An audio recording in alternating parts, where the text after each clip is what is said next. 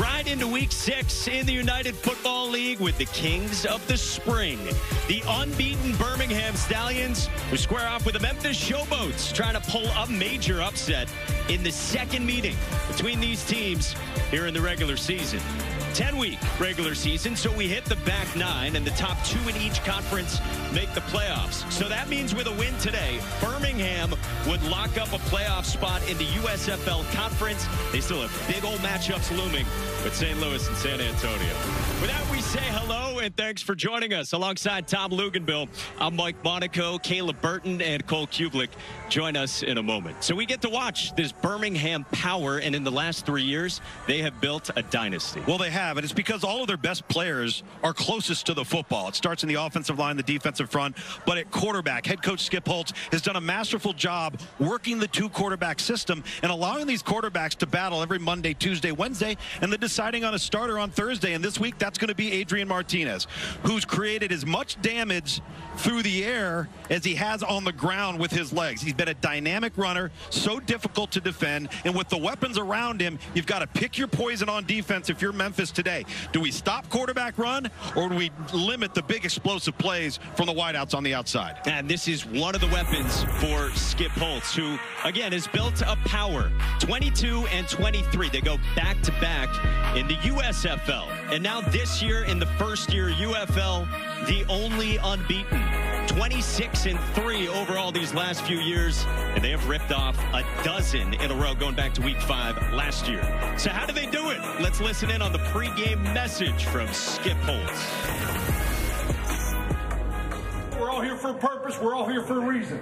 We're only guaranteed 10 of these. This is one of them. Let's make sure we're focused, dialed in, get done what we got to get done today. We came for one reason, that's to win a football game.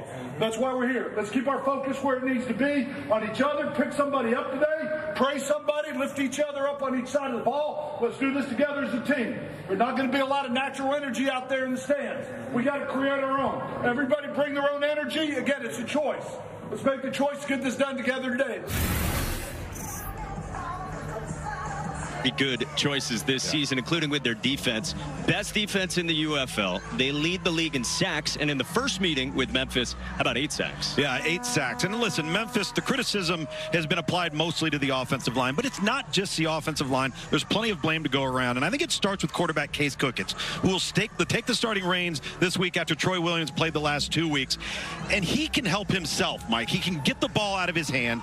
He can be in rhythm. He can be on time to avoid some of those hits, some of those potential sacks, which lead to negative plays. So get the ball out of your hands, because, Cole, that is a ferocious pass rush that Birmingham has in their front. And they put on a display against this team the last time they faced off, Tom, the likes that I maybe have never seen. The physicality up front for this Birmingham defensive line is what sets them apart. Yes, you're going to get different schemes, guys lined up in different places, but I tell you, what you get, like you'll see against the right tackle on this play with a bull rush that is an absolute reverse pancake into the quarterback for the sack. And then this next clip, just watch, well, your center, but also maybe your right guard and also your right tackle. We'll just say center right. Everybody's going backwards. Not what you want to see from your offensive line, Tom. Yet Coach Flip tells us they have some different protections they're going to try today. Slide the protection a little bit. Try to get 4 hands on both of those defensive ends as many times as possible, and a little bit of different responsibilities for the tight ends and running backs to try to help get a little extra time in the pocket. Kayla? Well, Cole, you talk about those Stallions team. Listen, they ride a 12-game win streak since last year. They're rolling. They're going into this game minus 13.5, meaning they're favored to win this game by about 2 touchdowns. But you know what my favorite play in this game here today will be? It is in the prop market. Give me Showboats wide receiver Dawood Davis. Give me the over on him, 50.5 receiving yards. Why? Because last week he had 6 catches for 101 yards. His longest 82 yards to the house. Not to mention wide receiver DeAndre Overton for the Showboats also expected to be out. Dawood Davis getting more touches here today. I'm taking the over on him. Kayla, I love it. We will check in throughout the day. This is Titus Swen on the return for the Showboats, who wanted to start with the football. And Swen Gwen takes it out to the sideline before he's run out just shy of the 40. Well, this game sounds different than any NFL or college football game you've ever watched, because you hear directly from players and coaches in real time, and we've got these players and coaches mic'd up today, so you will hear all about the quarterbacks and the play calls. You hear that rattler pump right there from Case Cookus in the huddle, and I was talking to John DeFilippo during pregame. I think they're going to take a shot early at some point in this drive in the first couple of plays. Case Cookus, the 28-year-old out of FCS Northern Arizona, and he is indeed looking downfield, and there's a sack to start right on cue with Dondre Tillman, the 26-year-old out of Indiana University in Pennsylvania. Well, that sure didn't take long along the defensive front.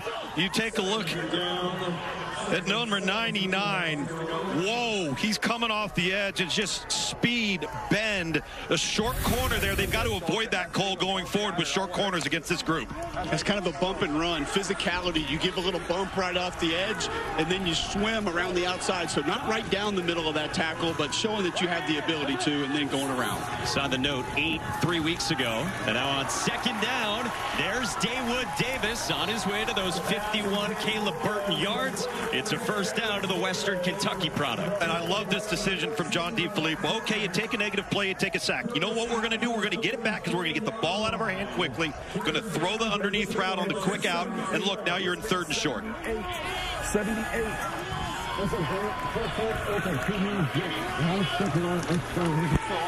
Hey, kill Cowboy, kill Cowboy, kill John Cowboy. DeFilippo, the 46-year-old who's been the offensive coordinator in the NFL for the Browns, the Vikings, and the Jaguars.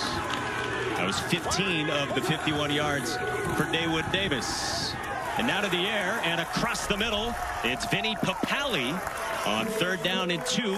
He moves the chains. 32 Delta. I love it. Cole, this is how you get confident, right? This is how you get the ball to your hand and limit that ferocious pass rush. You heard the check to Cowboy there. I'm going to guess that that's cross. Tom got the coverage that he wanted, so you hit the quick crossing route right over the middle of the field, and we have a Birmingham Stallion down.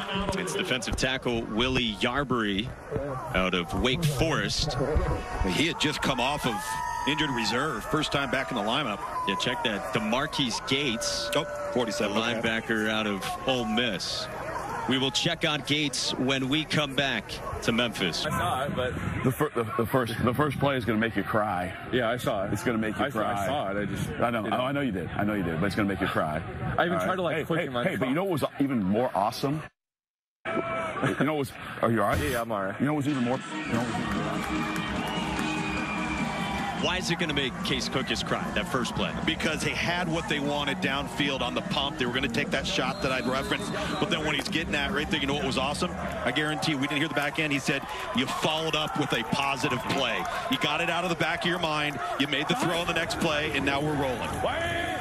And now they've got first down from midfield on the opening drive, and this is the big body Darius Victor, 5'7", 230 pounds in their leading rusher. He's a bowling ball, man. He is a load. And listen, they need to continue to run him. The problem is they've gotten beyond the chains and they've gotten down points-wise, so it's taken them out of the run game sometimes. Victor's prop bet is 27.5 rushing yards. He's been known by thick thighs save lives. A motto to live by. Here he is again, and he finds a hole up the middle. And Darius Victor across the 45 to set up third down and manageable. Hey, 11 Cyrus, Vinny. 11 Cyrus and Vinny. Hey, wristband 38. 3-8. 3-8. Remember, snap this past the center here. Snap this past the center. Hey, let's go. 3-8. Halfback rail, all right. Case Cookus getting another shot after, you mentioned last week, Troy Williams started with Cookus banged up. On third down and 3, quick one to the air, and he's got a first down. Across the middle with one of those quick releases that you mentioned to Jonathan Adams. And Cole, that's the recipe today, isn't it? You've got to be able to get the ball to your hand. And if you dink and dunk them all day long, that's fine. At least you're not taking negative plays. No, quick game and running the football, the two things that Coach Flip told us had to happen for this offense today, Tom. 51 Haas after on 2, right? John DeFilippo said to us, we can't get punked up front. Yep.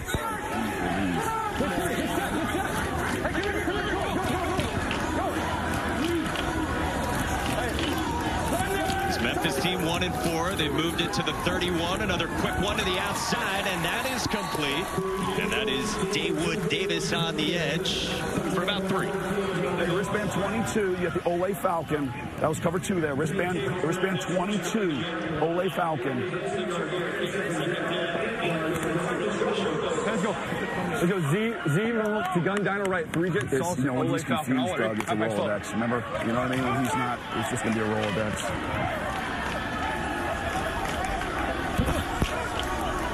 Talking to Doug Martin, the offensive coordinator, working alongside John DeFilippo. Cookus goes through his progression, and the pocket swarms, and the ball's out. Birmingham's got it on a takeaway to start, and it's big old Carlos Davis who comes up with it. Well, this is what we were talking about, right? He's got good pass protection. You can tell Case Cookus is working through his progressions, but once that clock goes off, throw in the 7th row.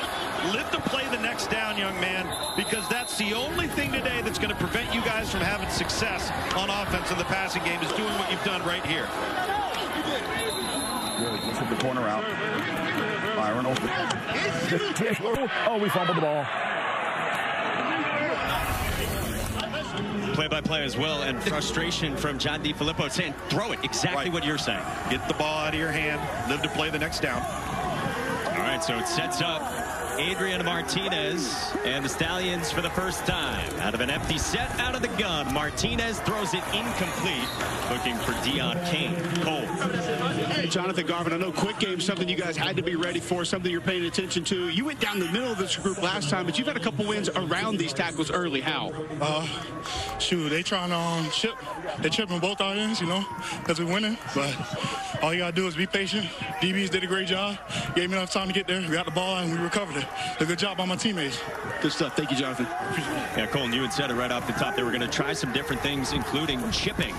Ricky Person gets blown up in the backfield for a loss by Jordan Ferguson, and it's 3rd down.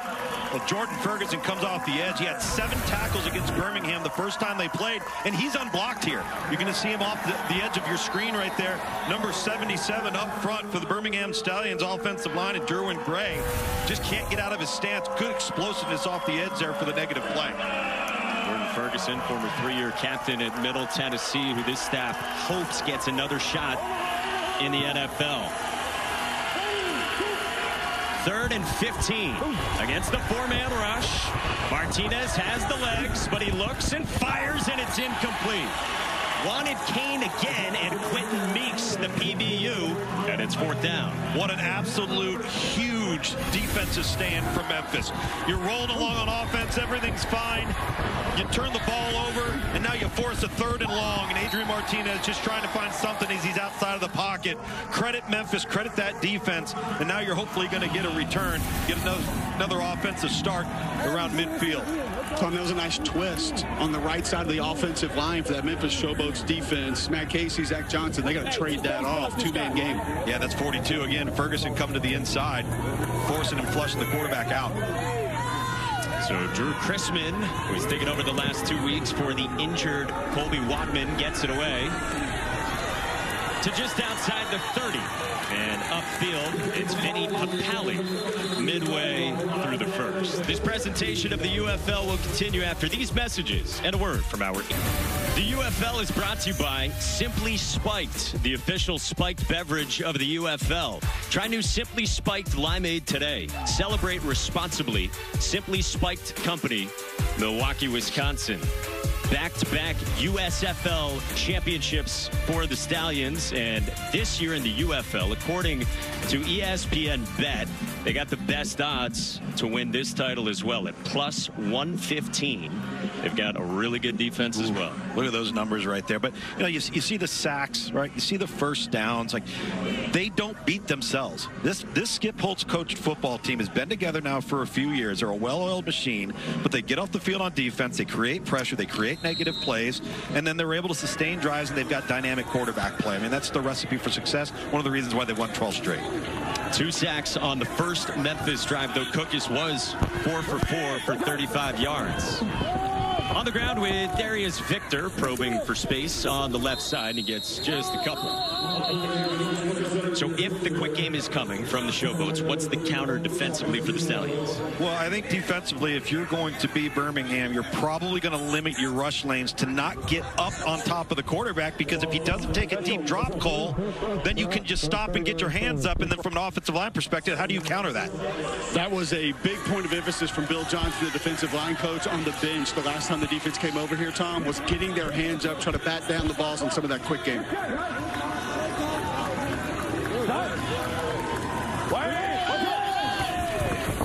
Play fake and roll out for Cookus, and he just throws it at the feet, incomplete. Third down coming, and we check in with Caleb.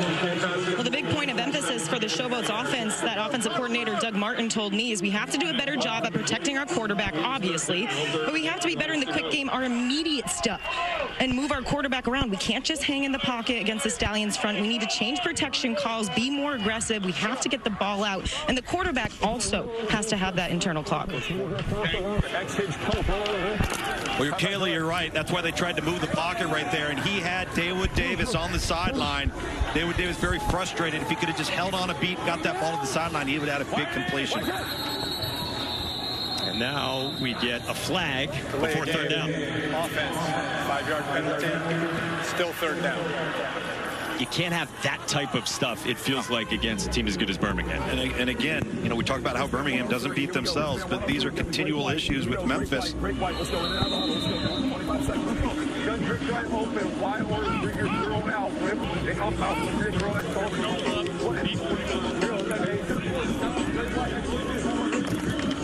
So defensive coordinator John Chavis, who once upon a time recruited Cole Kublik, former defensive coordinator at Tennessee and LSU as well.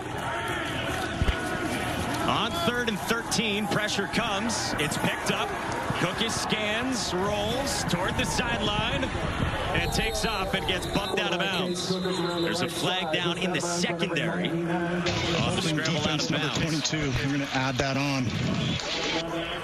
22. Holding defense number 22. The 5-yard penalty is added to the end of the run. Automatic first down. Got him! Got him! Throw it! My God, throw it!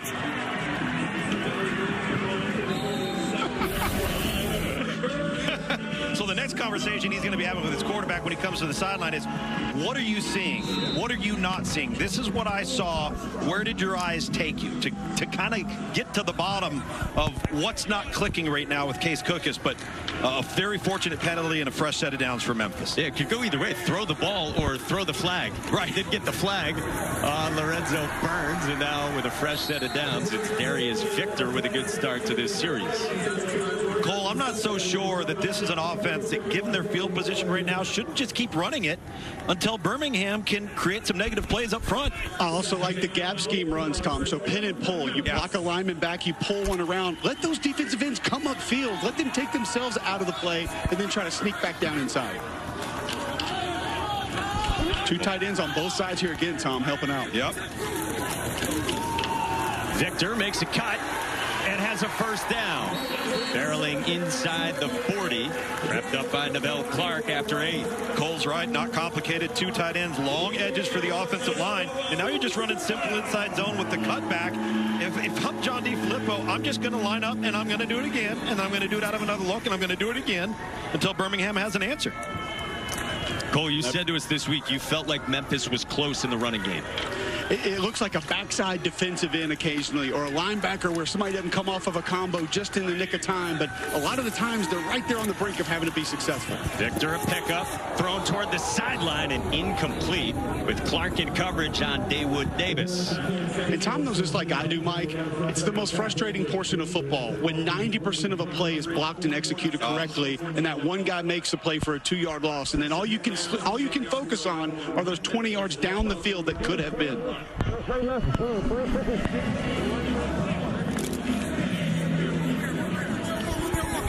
They didn't get it through the air there. Victor comes out, and Titus Swen comes in. Running back more used in the passing game. No backs better get the ball out here if you're going to throw it, Case Cookus. Four-man rush. Cookus does unload quickly to Davis across the middle with a first down to the 23 and 16 yards. Little second level glance throw. First window's not there. He just has a little patience, fires into the second window. And Kayla, that's your guy, David Davis. He's 50.5 is the prop bet on him to be over 50.5 yards. 33 already. There we go. Good call by Kayla. Good advanced scout from KB. David Davis, really talented guy. Maybe the most NFL probable guy on this roster. It's a screen. It's Papali to the edge. And Papali gets run out inside the 15, and this offense is moving. This offense is moving, and this has got to be a bit frustrating, Cole, for the Birmingham defense. They have rarely been in a position where they haven't dictated terms to the offense. No, and a couple mistakes. They're going to work against them, shooting themselves in the foot, but they have stood up in the red zone time in, time out. And one of the things that Scooby Wright, linebacker that's not active right now, told me about John Chavis, the adjustments he makes throughout the course of the game are just absolutely fantastic. Some different looks for Memphis. I imagine Birmingham will adjust soon. Keep an eye out here for Darius Vito, by the way, only 5 away from hitting his over. It's beside Cookus. It's a flip, and it's going nowhere. Lee Morris was immediately sandwiched for a loss behind the line of scrimmage by Marvin Wilson. I tell you, Marvin Wilson was a great player at Florida State, high-level recruit coming out of high school, but I don't like this play call. I think it's a bit cute. You're having a lot of success up front in your run game. You're pushing the ball downfield in the passing game, and now you go lateral, and you end up losing, what, 7 yards? And you had talked about it on the Birmingham side with us this week. There's so much beauty in the simplicity of the Stallions. So now it's 2nd and 17 indeed. Against pressure, Cookus across the middle, and what a catch on a ball that was a little high. It's down to the 10 and clutched by the tight end, Wes Saxton. Wes Saxton goes up and gets this one, and I love it. It's a shame this ball couldn't be a little bit lower and giving Saxton a chance to catch it and then make a move after the catch. I think he could have gained some extra yards, but a huge gain off of that 7-yard loss. That was that slide protection right there from Memphis, just trying to gap control to give you a little extra time to get that football out. And it's just enough of a change up in the offensive front to keep Birmingham on their heels a little bit. First catch of the season for Saxton. 10-play drive that has spanned more than 8 minutes, and they got the big fellas to jump up front. I got NCI at 58. NCI at 58. Neutral zone infraction with contact. Defense number 58. 5-yard penalty. Go third down. One of the great things about the transparency and officiating, you learn their acronyms. No, great. NZI is neutral zone infraction, we now know. They got to cut down on the verbiage. You know, it's like a play call. You want to keep it short, simple, easy to understand. The very opposite of a West Coast offense. Yeah, that's exactly right. Which is a full 5 paragraphs. Well, here we are. Last couple of minutes of the first quarter, and Memphis on a march. Taking it down to the 5. And on 3rd down and 2. Pointing on both sides. And a flag down.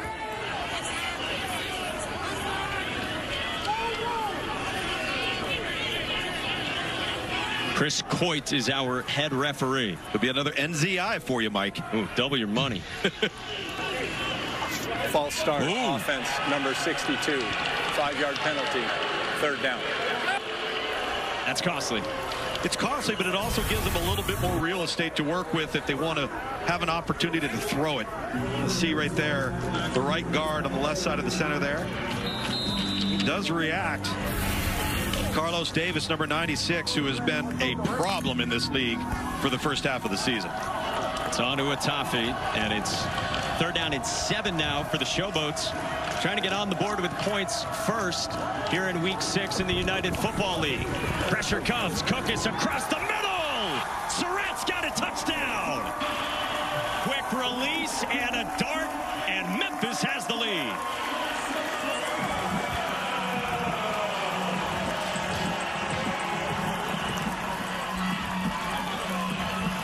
Dice right, 352 play piece in baseline. 11-day with up the gun, dice right,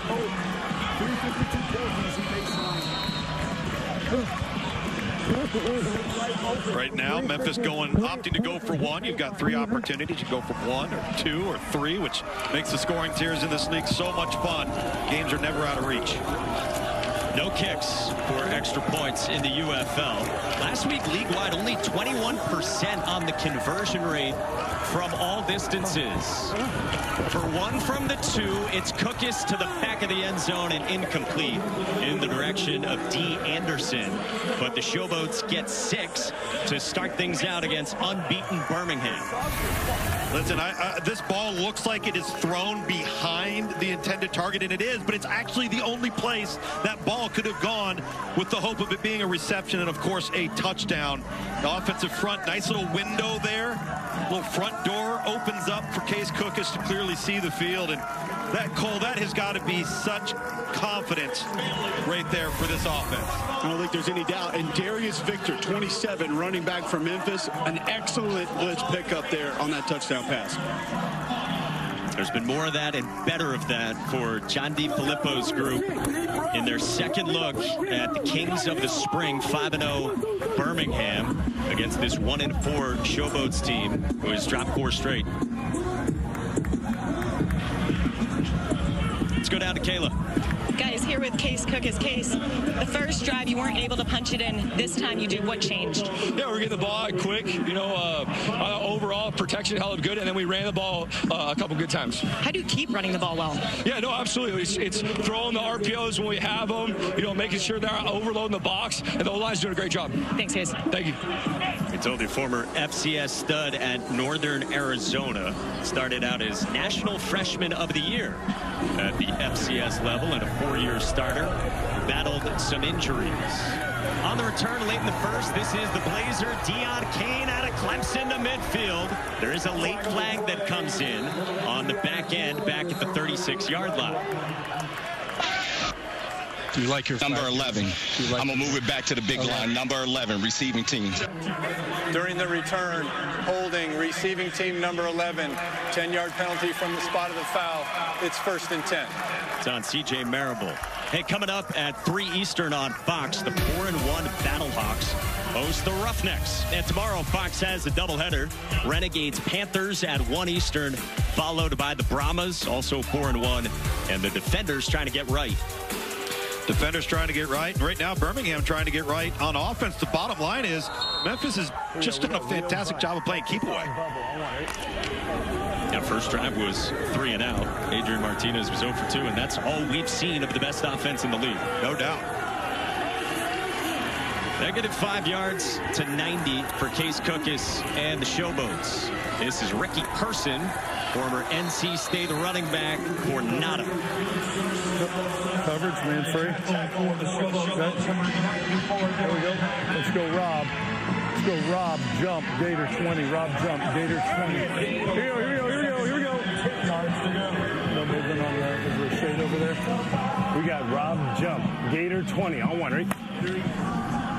Adrian Martinez, the former Nebraska Cornhusker and K-State quarterback, who we showed you is the UFL's leading rusher. Been in a job share with Matt Corral, and Martinez starting in consecutive weeks for the first time.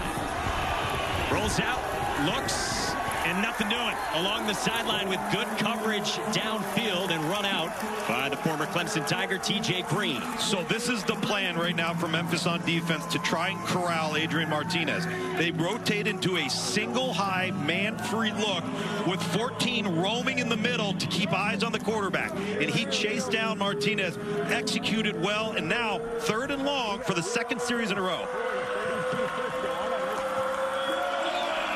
Stallions have gone incompletion, 5-yard loss, incompletion, no gain, and that a 1-yard loss in the entirety of this first quarter so far. 3rd down, 4-man rush, sideline Kane, beautifully thrown by Martinez. And the first chunk play for the Stallions hits to Deion Kane.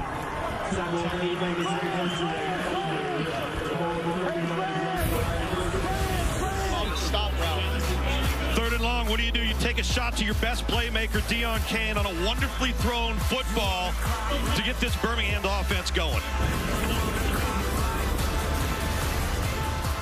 All right, Stallions backup quarterback Matt Corral. Were you just attacking the spy, and that's why the ball down the sideline worked on that last play? No, their main focus right now is to stop number 9 from running the football. So, I mean, we thought going into this week they're going to make us throw the ball and make us beat us throwing the football. So I think we've done a great job so far. We just got to stay consistent with it. Right, you hang with me here for this next play. Kind of walk me through what you're seeing. We're just going with the out. He wants to get the run game going right here, so we're going to go with the outside zone. That's something we've been practicing all week, just because this is we like the matchups and the way they're playing, the angles that we got up front. All right, looks like we got a little even front, 4 down, so should be able to hit this outside. Yep.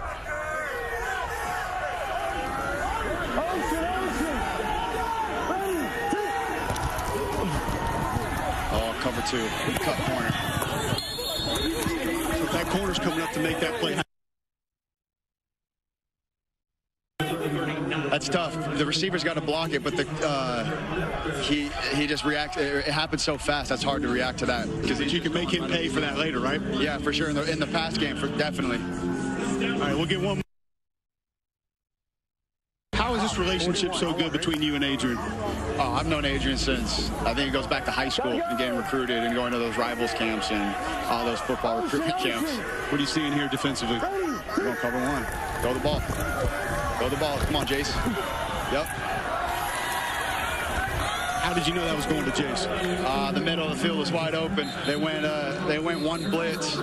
Soon we went 6-man protect. We went a 6-man protection. Offside in the neutral zone at the snap. Defense number 9. The penalties decline. The result of the play is a first down. Left the middle wide open. Matt, thanks, man. Great stuff. Thank you. There you guys go, fellas. Matt Corral. Such good stuff and so much to unpack. First things first, you got 2 quarterbacks who Skip Holtz thinks are NFL caliber. And the first thing Corral said, he thinks Memphis' whole game plan is to prevent the run from Martinez. Absolutely, and that has been their mode of operation, with the spy in the middle of the field to chase down number 9 when he runs. But what a great, I think, look of patience from Adrian Martinez on that throw to Jay Sternberger. It was 20 to his tight end, and now Ricky Person searching for space up the right side, and he gets stood up and stacked up just outside of the 15 after 3. Well, this is nothing new for Skip Holtz to have multiple quarterbacks, and so the way it started was they would each get 2 series and then alternate. But after a couple of weeks, the quarterbacks came to Skip Holtz. The 3 QBs and Holtz sat down, and they devised the new plan where each guy was going to get a full game. And now Skip Holtz has gotten to the point where he gives them each 2 days in practice, Tuesday and Wednesday, and then he makes the decision on Thursday who's going to start. Yeah, and it's a smart move because it keeps everybody engaged throughout the week. Second down, Martinez for Kane. Got him, and did he get his feet in? No. Incomplete to Kane, who was trying to walk the tightrope in the end zone.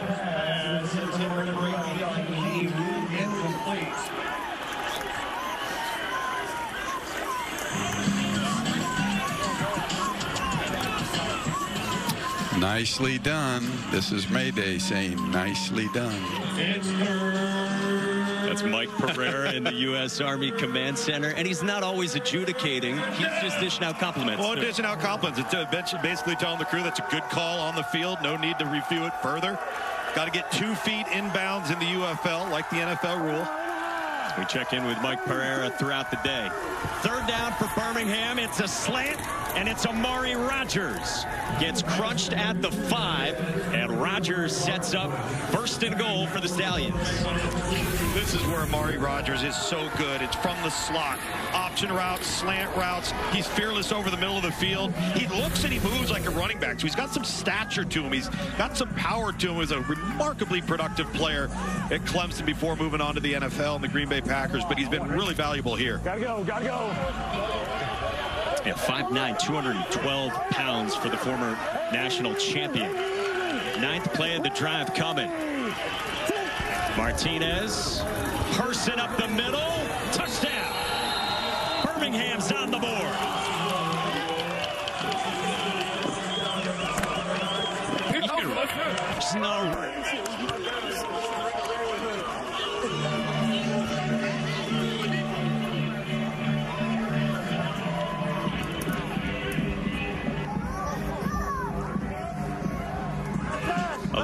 best 6th rushing touchdown for the 24-year-old out of NC State. Skip Holt said to us this week, he runs angry. We got Rob Florida, 2400 JT on one, right? Birmingham going for 2 here from the 5-yard line, left hash mark. 10 out of 13 times this year they have gone for 2, and they are 5 for 10. And you can go for 1, 2, or 3. This for the lead, and it's to the end zone and caught by Jordan Thomas, the tight end. Stallions tack on 2, and they lead it 8-6 early in the second. Well, they catch T.J. Neal, number 5, the linebacker, flat-footed with his eyes inside to the quarterback, and Thomas, a big, massive target. Just throw it up, play jump ball with him. A lot of open space. Birmingham on the board. Only the 4th quarter all year where they didn't have points in the first. They get the touchdown from Person. And this presentation of the UFL will continue after these messages and a word from our ABC stations. I've watched you on film. I've actually been wanting to ask you this question for weeks. Where does the anger that you run with come from? I mean, there's a lot of passion behind these passes. People don't know that, but, you know, I signed a free agent deal with the Ravens in 22. You know, I was at home on the couch for a year, just praying to God, just waiting for my opportunity. Then the Stallions came last year, you know, called my phone, and, you know, I just took it and ran with it from there. You know, I'm just blessed to be in the situation that I'm in. You know, I thank my God, thank all my close friends, my mom and my daddy. But, I mean, without him, I wouldn't be in the situation I'm in right now. I mean, the Massachusetts Pirates tailback to now you're trucking people in the UFL. Yeah, man, that's what I work in practice day in and day out. Just something I pride myself on, you know, not going down on the first contact. You know, being a running back, you got to be able to make things happen. You got to make one miss, so that's something I take pride in. Congrats, thank you. Appreciate you. Good stuff from Ricky Person with Cole Kublik. There's Titus Swen from the 15, very talented return man who John DiFilippo is high on, and he gets spun down just past the 30 for the Showboats, now by 2. Massachusetts Pirates. Yeah, I love that. You know why? Because everybody's journey in the UFL is so different. Yeah. Tom Kevin Hart. All right, here we go. You got 25 seconds. Let's go. Monaco telling us in the break he already knew about him. I had never heard of him. Look, I got to live up to my home state, or else what am I good for, Cuba? That's a good question, because I can't think of much. Who invited Luganville this week? Well, Memphis takes over after their last drive went 9 minutes and 1 second. And they start their 3rd drive with Darius Victor. And not much room to the left side, just the yard. Dondre Tillman on the tackle. How big of a problem down there, Cole, from your vantage point, is number 99? He's all over the place. And you look at that wingspan. I mean, his fingertips are almost going to his kneecap. Yeah. So the strike and shed ability, Tom, to keep a lineman or a tight end off of him is just uncanny with those arms. Yeah, he's really impressive. It's just an impressive group overall. Loaded defensive line for the Stallions at 5-0. Case Cookis takes the easy one to Vinny Papali, the son of Vince Papali. Birmingham is keep that offense on the sideline. On the ground, and Cyrus Habibi Lakio getting it. That's just the yard, and it's 3rd down. And now you're plus side of the 50. You're 4-down territory. Out, right? Yes. Okay, 11 Wolf. Hey, wristband 9-2. You got 11 Wolf. 11 Wolf. You got the swing. Wristband 92. 92. Just be ready in case I need one here. Be ready in case I need one here. Yes, sir. Just be ready. Right now we're good. Right now, you got it. You got it. Weapon for him. Play clock is winding down to 6 for Case Cookis, who's completed in a row. On 3rd down, Victor a pickup. Cookis got rid of it, complete. We'll see if it is indeed 4-down territory after a big lick on Cookis. Well, that was a nice ad. What they did is they were able to isolate the running back to take the outside rusher, which freed up an inside rush that was coming into the face of Case Cookis, and he couldn't account for him as he's looking to the right side. Really like what John up there for Birmingham. Cole, are you surprised they didn't run it right there with a potential for Torrey? With the success they've been having, yeah. Go ahead and say it's a 2-down play here. We're going to run it. And again, they have been having success there. We had trouble with the microphone there from Chris Coit, our head referee. Intentional grounding. So that will change the calculus, and now Memphis will punt. We go 10, yes. We're going to go full 10. Correction, the penalty is a 10-yard loss of down, 4th down. Wow. He was under duress. He did have 2 receivers to the field.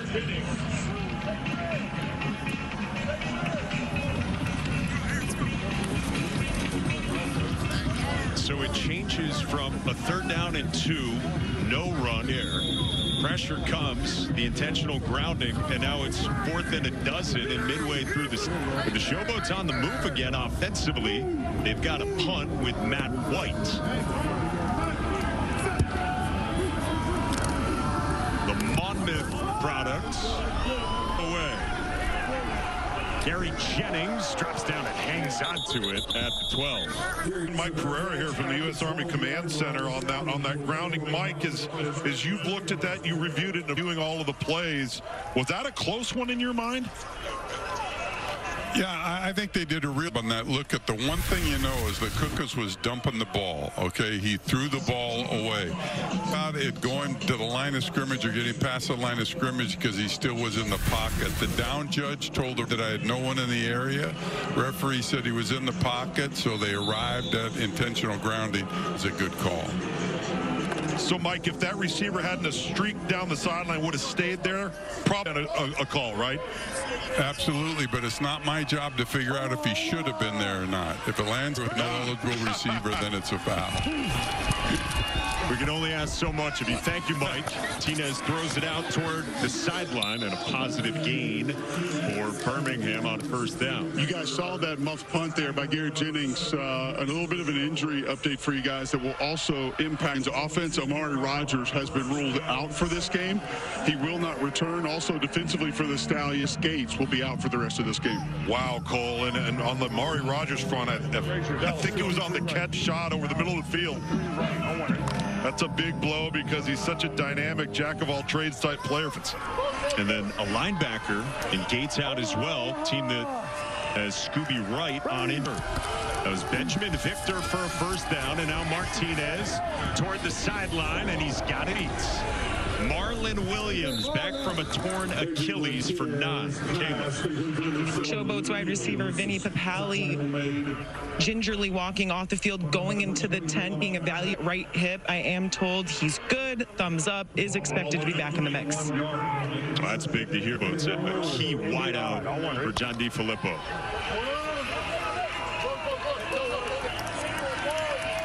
Again, the Stallions were favored by 13.5. Biggest spread in NFL game this year. On the ground, straight up the middle, C.J. Marable goes spinning out to the 45, and he's got a 1st down. Back with the team this week after missing last week. Remember, in the middle of the 1st quarter, this is what Memphis was doing on the ground, just running it.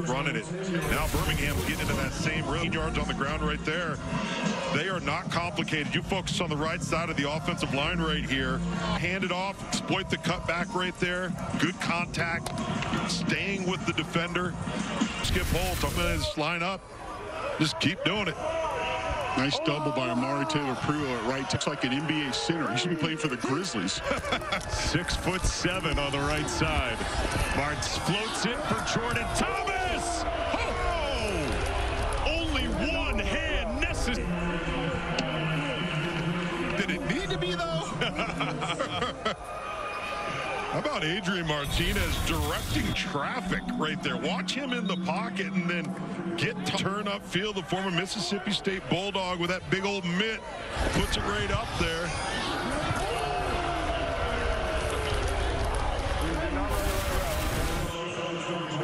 Tyree Woods, corner and coverage out of San Diego State, slow to get up and limps off toward it after 33 to Jordan Thomas.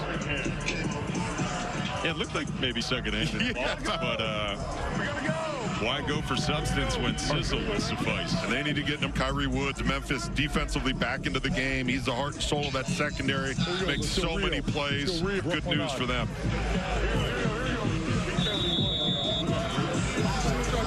I want it.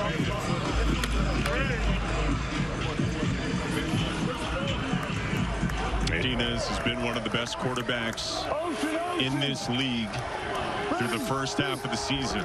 Getting a second straight start. Swings it out to Marable, turning it upfield. And he tiptoes at the 15. Here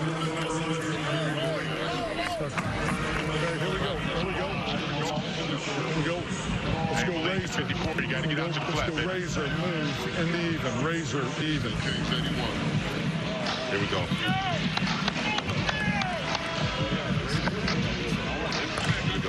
Stay check, stay check. Skip Holtz on one side, and Parnell Lake, the DC from Memphis, the 5-time Pro Bowler with the Steelers. Up the middle on second down, and stacked up Marable. Good third down after one. I think we got 2 downs to decide this one, Cole. Any indication down there from it looks like big personnel coming in. Yeah, big 63 going to check in. Matt Caskey is where you'll get either that teeth in Notre Dame box, all the formations that he learned from his dad back in the day, Earl Bruce. Told us it started as T-Bone as a player at Notre Dame. Father, we get a timeout called. 5 to go in this first half. Showboats take it. Birmingham driving the community in their home city. And now hosting 5-0 Birmingham today. And it is 3rd down and 2 and a fun formation for the Stallions. It's a fun formation, and Cole and I were talking. It's a great formation because it reminds you of old school football, but they haven't thrown the football yet out of this formation. Here we go. You hear that term, tight shark. Now they're going to spread it back. Yeah, watch the stick at the bottom here. Victor in the bottom lane. Martinez rolls. Loose, and it's caught. And they've got a first down to Marcus Ball, one of the tight ends for 8. Well, that's one of the reasons that Birmingham dresses 3 tight ends. They're going to get a lot of 12 personnel, 2 tight end. They had an extra tackle in the game at that point, and this is just a late drag across the middle field. Good job locating from Adrian Martinez, and the pretty methodical drive. He's 5 for 5 now on this drive, a drive that started in their own 12-yard line. We'll get T-Bone now, Tom. Hey, Sternberger, why are you not on T-Bone formation? No, never that. I think they want my help coaching on this play. I'm helping draw these plays up. Coach it in for us. What do you got? I actually missed the call, but I'm pretty sure we're going to go Washington odd. Yep, pass JT. It's Marable. That's really how we drew it up all week. Touchdown. Thank the players for listening, man. That's all we can do. Sternberger coaching it up. Well, that's what we were talking about, that we thought we were going to get on the play before, Cole, and just play action wrinkle off of that heavy T formation package. And C.J. Marable, who was inactive, showing his worth once again of the 1-2 punch in the backfield with Ricky Person. This has been a impressive second quarter for a team that did not score in the first quarter in Birmingham. It was interesting to hear offensive players over here, Tom. They're saying if you give Coach Holtz like 5 seconds to think about a play, he's going to get to something else. Timeout basically cost him that play right there on the previous play. And then goes back to it. That's up Marable for the receiving touchdown, and they decide to go for 2 from the 5. Again, no QFL. It's a dart.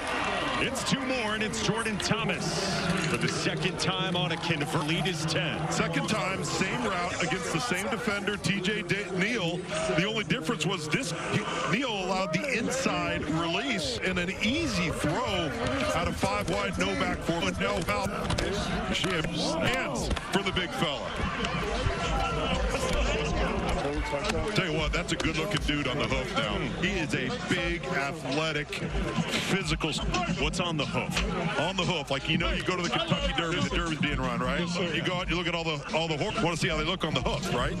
Yes, sir. Jordan, I got to know why 2 hands on the reception for the conversion there? 2 hands. Hey, I gotta make the catch. You could have had 2 hands on the sideline. No. 2 hands on the ball.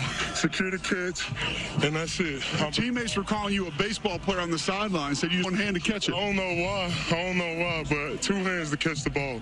Always 2 hands. Good stuff. Thank you. 3 years in the NFL, mostly with the Texans. Had a really good rookie season in 18. He's got some memory lapses. I don't think he even recalls the catch on the sideline. Definitely not on that one. Yeah. The hoof and the hands. That's it. Jordan Thomas. Gotta check him now.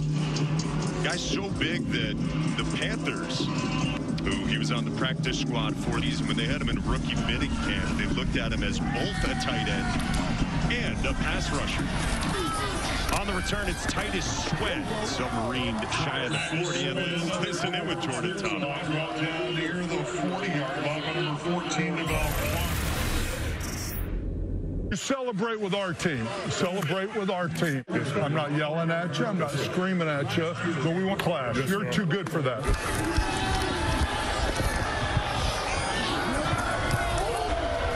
It was 49 flop. You got the seam. You got the seam. Okay, so hey, it's all right. It's a way to adjust. Hey.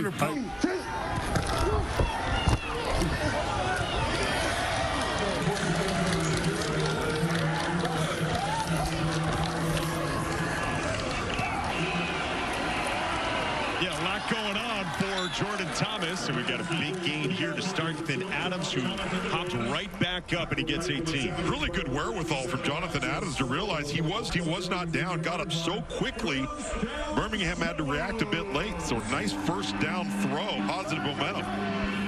In the plus territory, and now Darius Victor lowers the shoulder, rolls past the 35. Victor on the left side. Nice answer here on the downs for Memphis, plus territory. We're just around the 3-minute mark of order. It's a huge drive for the Showboats. What's the path back into it here with some points? Patience. Take what the defense gives you in the passing game. Again, get the ball to your hand. Don't create plays by holding on to the ball if your quarterback Case Cook is. First half spread was Birmingham 7. Victor again squirts forward. That is very close, but 3 yards. And they will move the chains. The ball at the 32-yard line.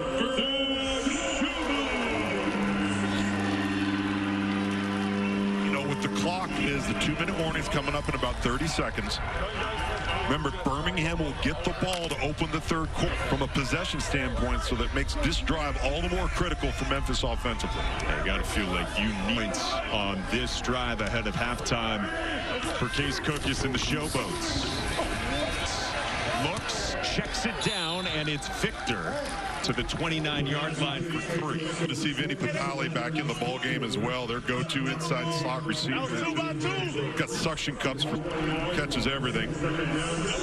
Hey, Tom, I asked John Chavis, Stallions defensive coordinator, they could take away the middle of the field. He said it's been mostly assignment-based with those particular mistakes in the first half.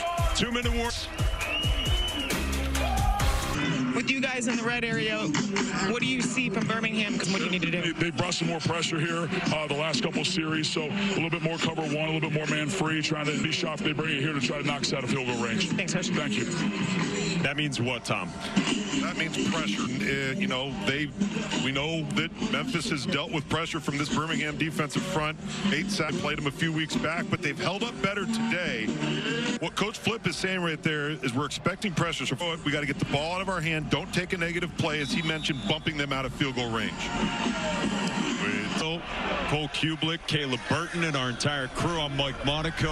Out of the 2-minute warning in the second. Memphis down by 10 to the class of this league, Birmingham. And on second down, pressure comes. Cookis, sideline, batted ball, and in comes. Intended for Dawood Davis. Coverage is number 28, Mark Gilbert. Third down for the Showboats.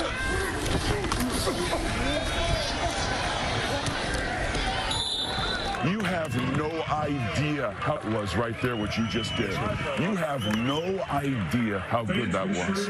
You picked the perfect, okay? Our guy fell down and you checked it down. Yeah. By rule, Birmingham is charged. It's for the half for the injury. Love the tone. Love how positive he's being with the signal call. There's a lot going on. Trying to point out the positives. reference things that you got to improve on, what to maybe see on the look. I think you're really telling him on that last throw. As we're listening to him here, if you throw that ball up, you got a chance to go up and make a contested catch. 6'1" wideout who was trying to go up over the top of Mark Gilbert, the 26 out of Duke, who's cousins with Darrell Reeves. What do you feel like the Palm, or you like the Falcon X Crow? Well, if they were feel, what we call for no worse. I like that thought. I like that thought on touch. First one you trips up nasty, salt Capone X shallow. When you have the shallow coming underneath, right? Okay. When you hear the shallow, he goes, oh, I like that call. If they go man and bring pressure, what you'd like to hit is some crossing routes to bump off those defenders, and that's what they want to do with third tally across the middle of the field. So it's a quick dump off, gets the ball in his hand, so you protect yourself from the quarterback spot. Got the right call on versus coverage. Massive play in this game for Memphis on 3rd-7.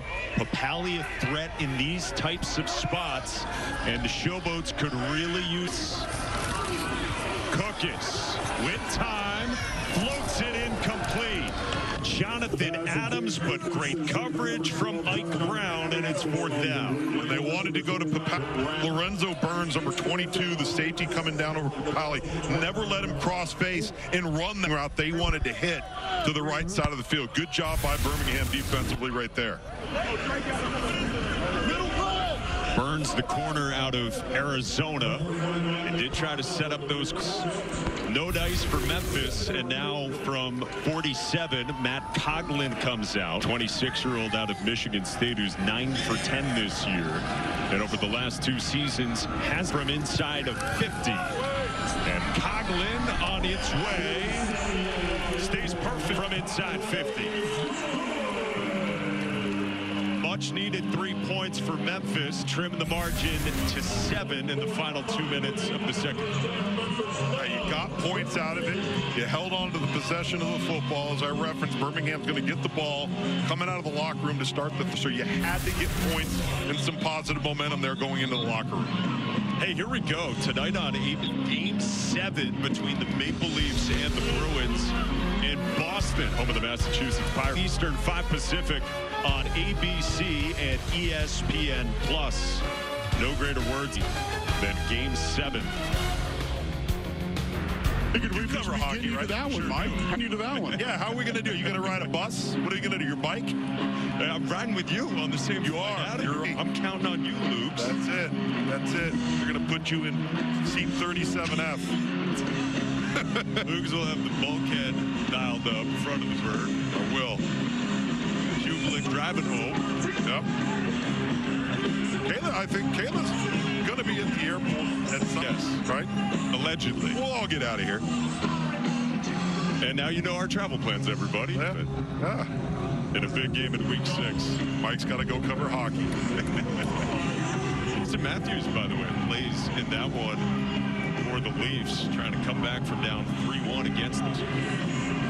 All right, so last couple of minutes in this first half. And Matt Coughlin to get it from the 20, so you get so many returns, so many more exciting plays here in the U.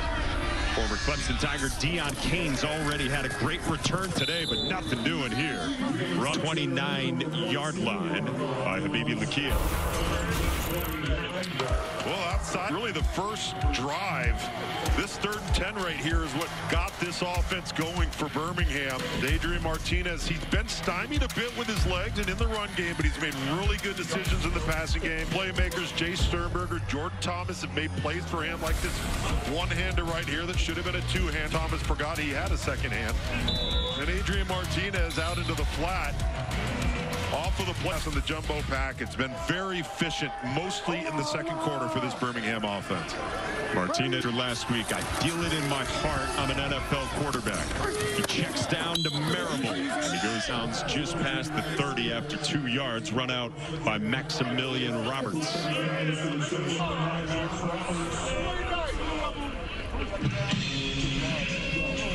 Andrew Mark, that's what I'm here to prove. He said he feels more comfortable right now than at any playing this position since you saw him and ranked him right in that same class as we heard earlier as Matt sharing this job with. Yeah, 2018 class coming out of high school, 2 high-profile recruits. And Matt Corral said the goal for Memphis, eliminate his legs. They've done that, but now Martinez pulls out and shows off the legs for the first time, and he ducks out of bounds toward midfield. 8 yards and a first down. Cole, what I liked about that, though, is it wasn't the legs until it had to. Nice job taking the front door and keeping his eyes downfield. I was sitting right next to Coach Holtz, waiting, go, run, and as you stated, Tom, he did not until the very last second. It's a first down. Skip Holtz said to us this week, both quarterbacks talented enough to win with. Both have proven that, but where we are now, Adrian Martinez is the one that's the best chance. Martinez throws it, and he's got a completion with spinning Kevin Austin Jr., the former Notre Dame wideout, across midfield to the 48. The time when that play was called, you could hear Skip Holtz going over to the yard marker. He thought it was a first down. So he called on play. They don't change it. They don't check it. Adrian Martinez just takes what the defense gives him, converts anyway. Timeouts left, minute to go, and Martinez to the sideline, and he's got Austin out of bounds. He wanted to change that previous play, Tom. He actually dropped his play sheet. That's why he couldn't corrals over there. Tell him, Coach, I like the call, leave it. I like the call, leave it. And they pick up first down yardage. Leo, sure enough. Apollo odd. Here you go. We got Leo move odd. I wonder. It was 7 yards to Kevin Austin. Entered today with 4 catches all season. A couple of grabs on back-to-back plays. 2-minute drill. Martinez with a collapsing it, freed himself up and fires incomplete, getting rid of it. And now it's 3rd down. See, those are the plays that the NFL will take notice of. Are you mature enough to understand your surroundings? Territory, 3rd and short. Don't take a sack. Show some situational awareness. Really nice job from Adrian Martinez.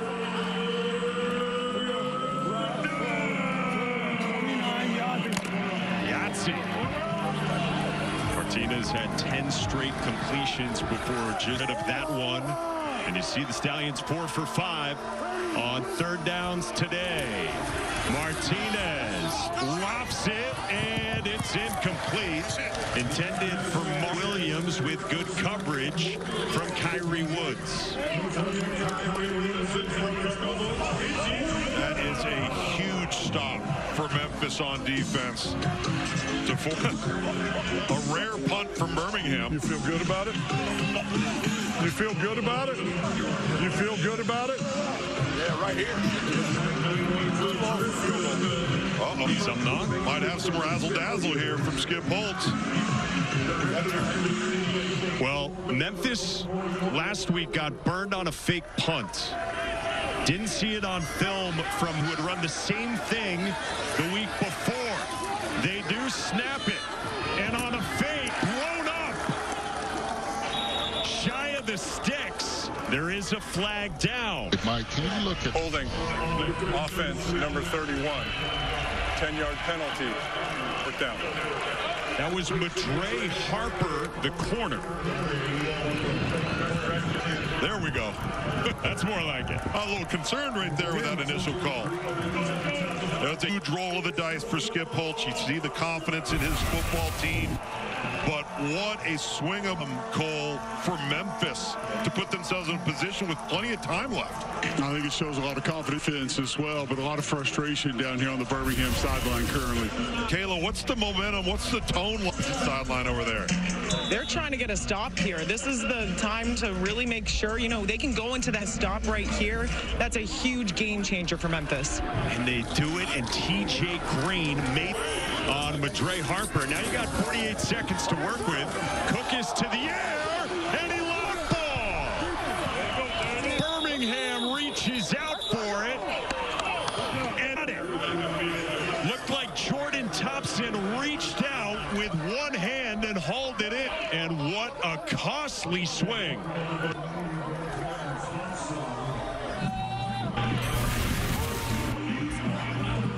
Take a look here. Case Cook is looking over to the right side. 4. Dips underneath. Jordan Thompson as he's bending the edge and comes out of Case Cook's hand. Take a look right here. It goes down as he goes down. His ankle got swiped a little bit. Just what happens when you don't keep 2 hands on the foot pocket. Second strip sack for this Font pass rush. Taco Charlton sets it up. Thompson takes it away, and now timeouts, 41 seconds in plus territory for the Stallions. And Martinez going right here, and he will check it down to Benjamin Victor, trying to make a man miss, and gets by TJ Green for a fired-up defense after 6. Yeah, and Skip Holtz forced to call a timeout. Benjamin Victor didn't go out of bounds off of that catch. Got to understand.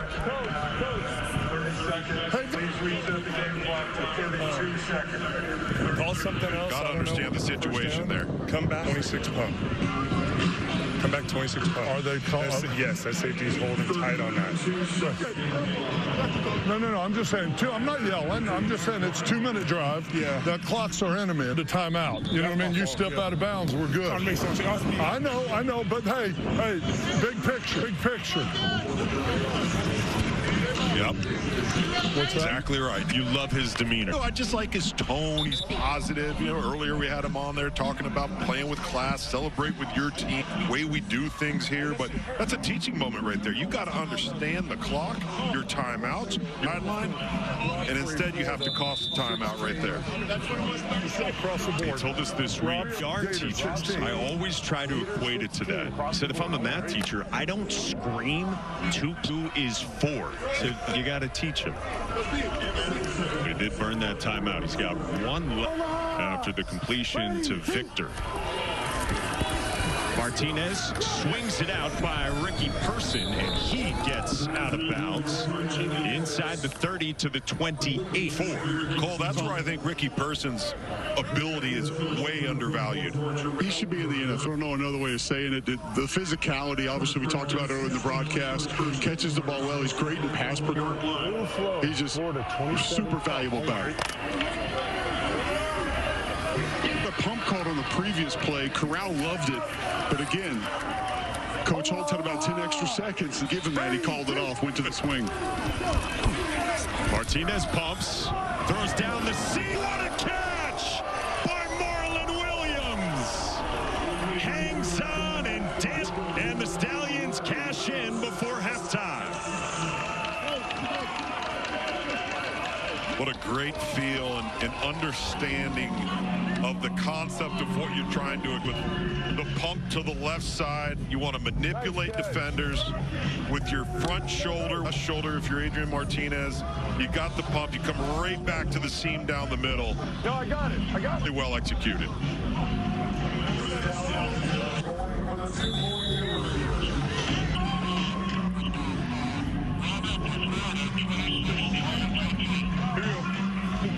Florida, 26 trade, JT, I want So you, after all, and a beautifully thrown ball and a great catch, and the Cookis fumble proves. Stallions go for 2 from the 5, and Martinez whips one incomplete for Gary Jennings, the former West Virginia Mountaineer. Well, Memphis got it back. They stopped the fake, but then this. Again, negative is turnover of the football. Things that have plagued this Memphis team throughout the season so far. They take 2 steps back forward, 1 step back, and they'll give up a touchdown wrap. What a beautiful throw. Yeah, come on! Just like that! Just like that, baby! All right, Coach Holtz, I have to kind of set this up for you a little bit. I've been hanging out with Corral over here. He calls it he's loved. Now, he says if you have about 10 seconds, you can't keep a play call on. You've called it off back to both of those plays on different drives and scored on both plays. How long do you keep a play in your call it or either call it off? Well, you gotta set one up. I mean, you just can't run it next time. And even Adrian talked about it and said, that play there for the touchdown. They're cheating here. We need to come back to that. Hold it a play or 2, and then let's come back and let's see if we can. And I've got two quarterbacks. I mean, it's like having both Jamar and Matt over here on the sidelines, like having two more operators and coaches that are seeing the field, talking about what's there, coaching, this is there, that's there. They've been awesome, and that's about in the production meeting. That's why this works. Two incredible young men who are all into the game, and it's been fun to be a part of it. Thank you. Referring to his second and third string quarterbacks, Matt Corral and Jamar Smith. Titus Swen from the 8 for the Showboats, and the final 20 seconds of his first half goes down at the 30. Just goes to show you, I mean, the unselfishness of this Birmingham football team was their starting quarterback for a championship run 2 years ago, and it decided to is the number 3 right now, knows the system inside and out. What a positive room they've got. And what a job by Skip Holtz, former head coach at Louisiana Tech, SF, East Carolina, UConn, and he has said that the last couple of coaches he's heard from about 8 different group of 5 teams expressing some interest. 14 seconds left, and pressure on Cook has got it complete to Victor, who immediately got Damon Lloyd, the linebacker. If you're Skip Holtz right now, you're having too much, right? Too much fun. Birmingham really spreading it around there in the second half. 10 receivers with a reception, so that second quarter was huge for Birmingham offensively. And if you had -7 in the first half, you love the way that ended in the final couple of minutes, second quarter.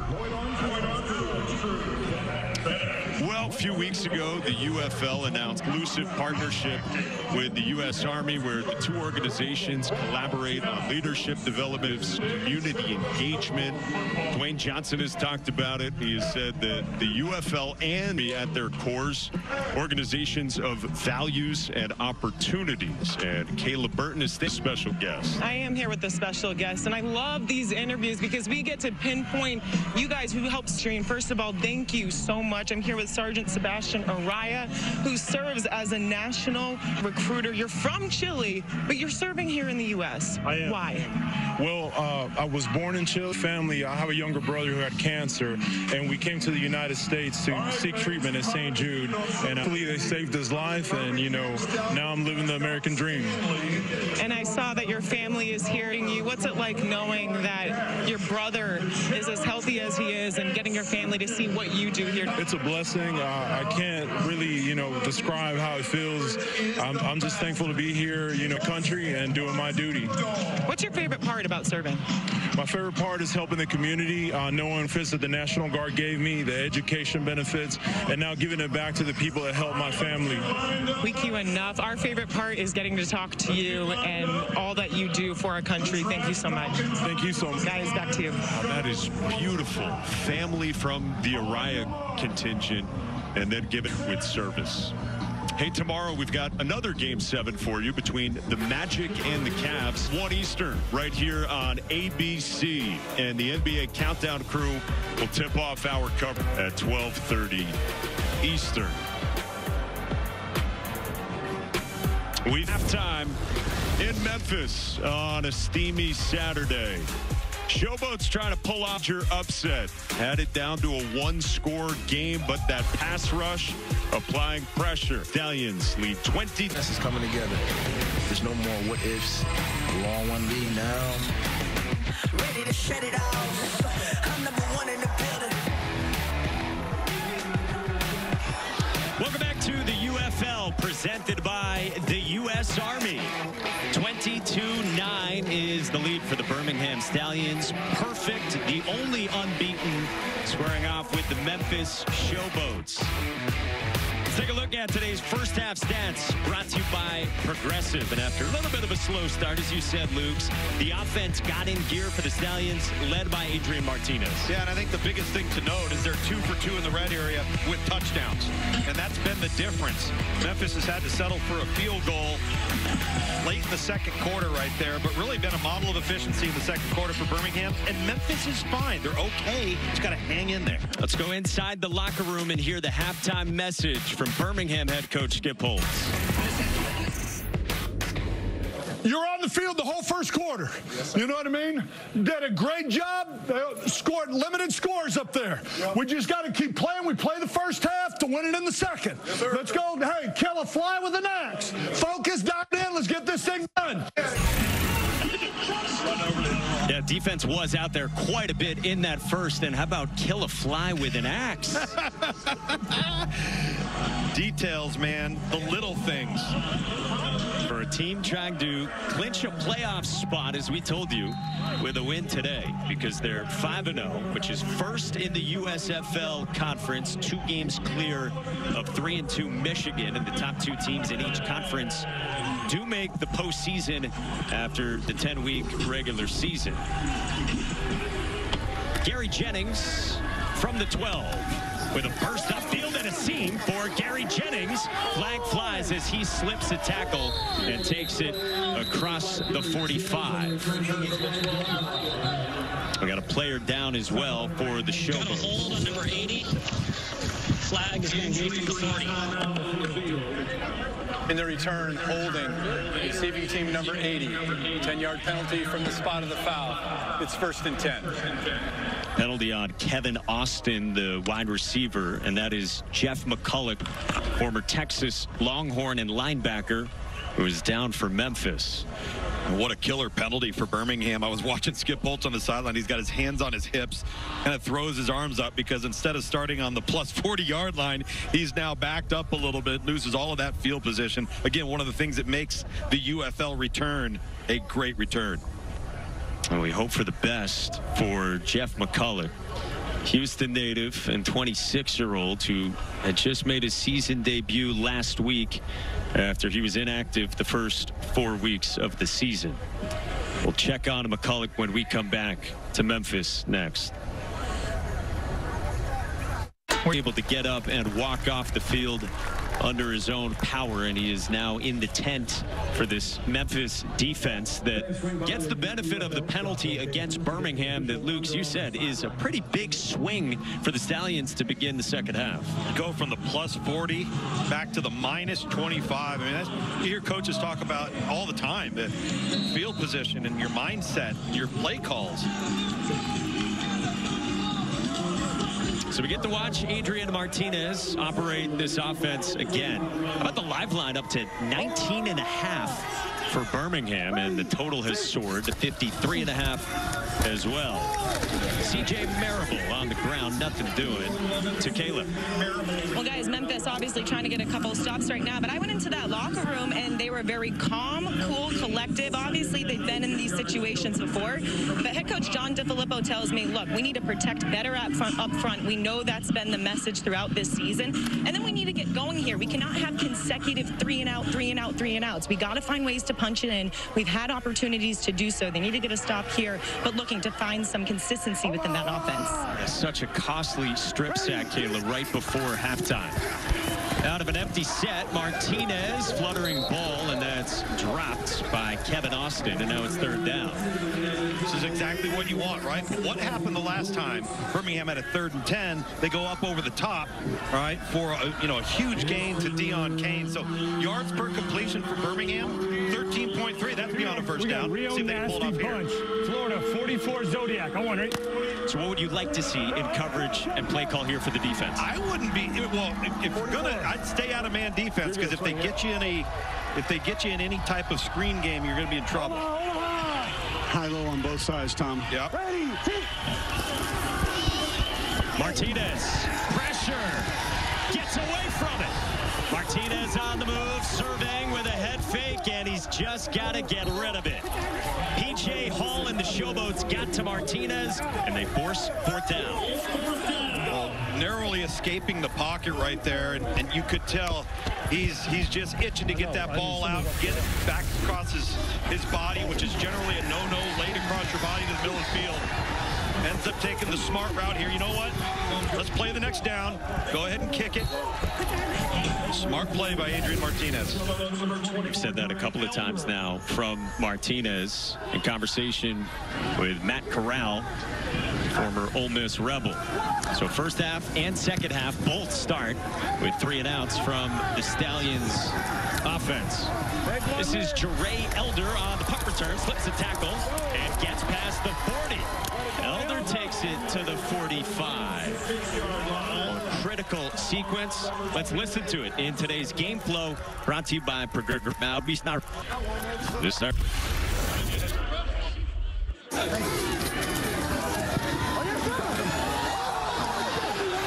Oh, it's going to make you cry.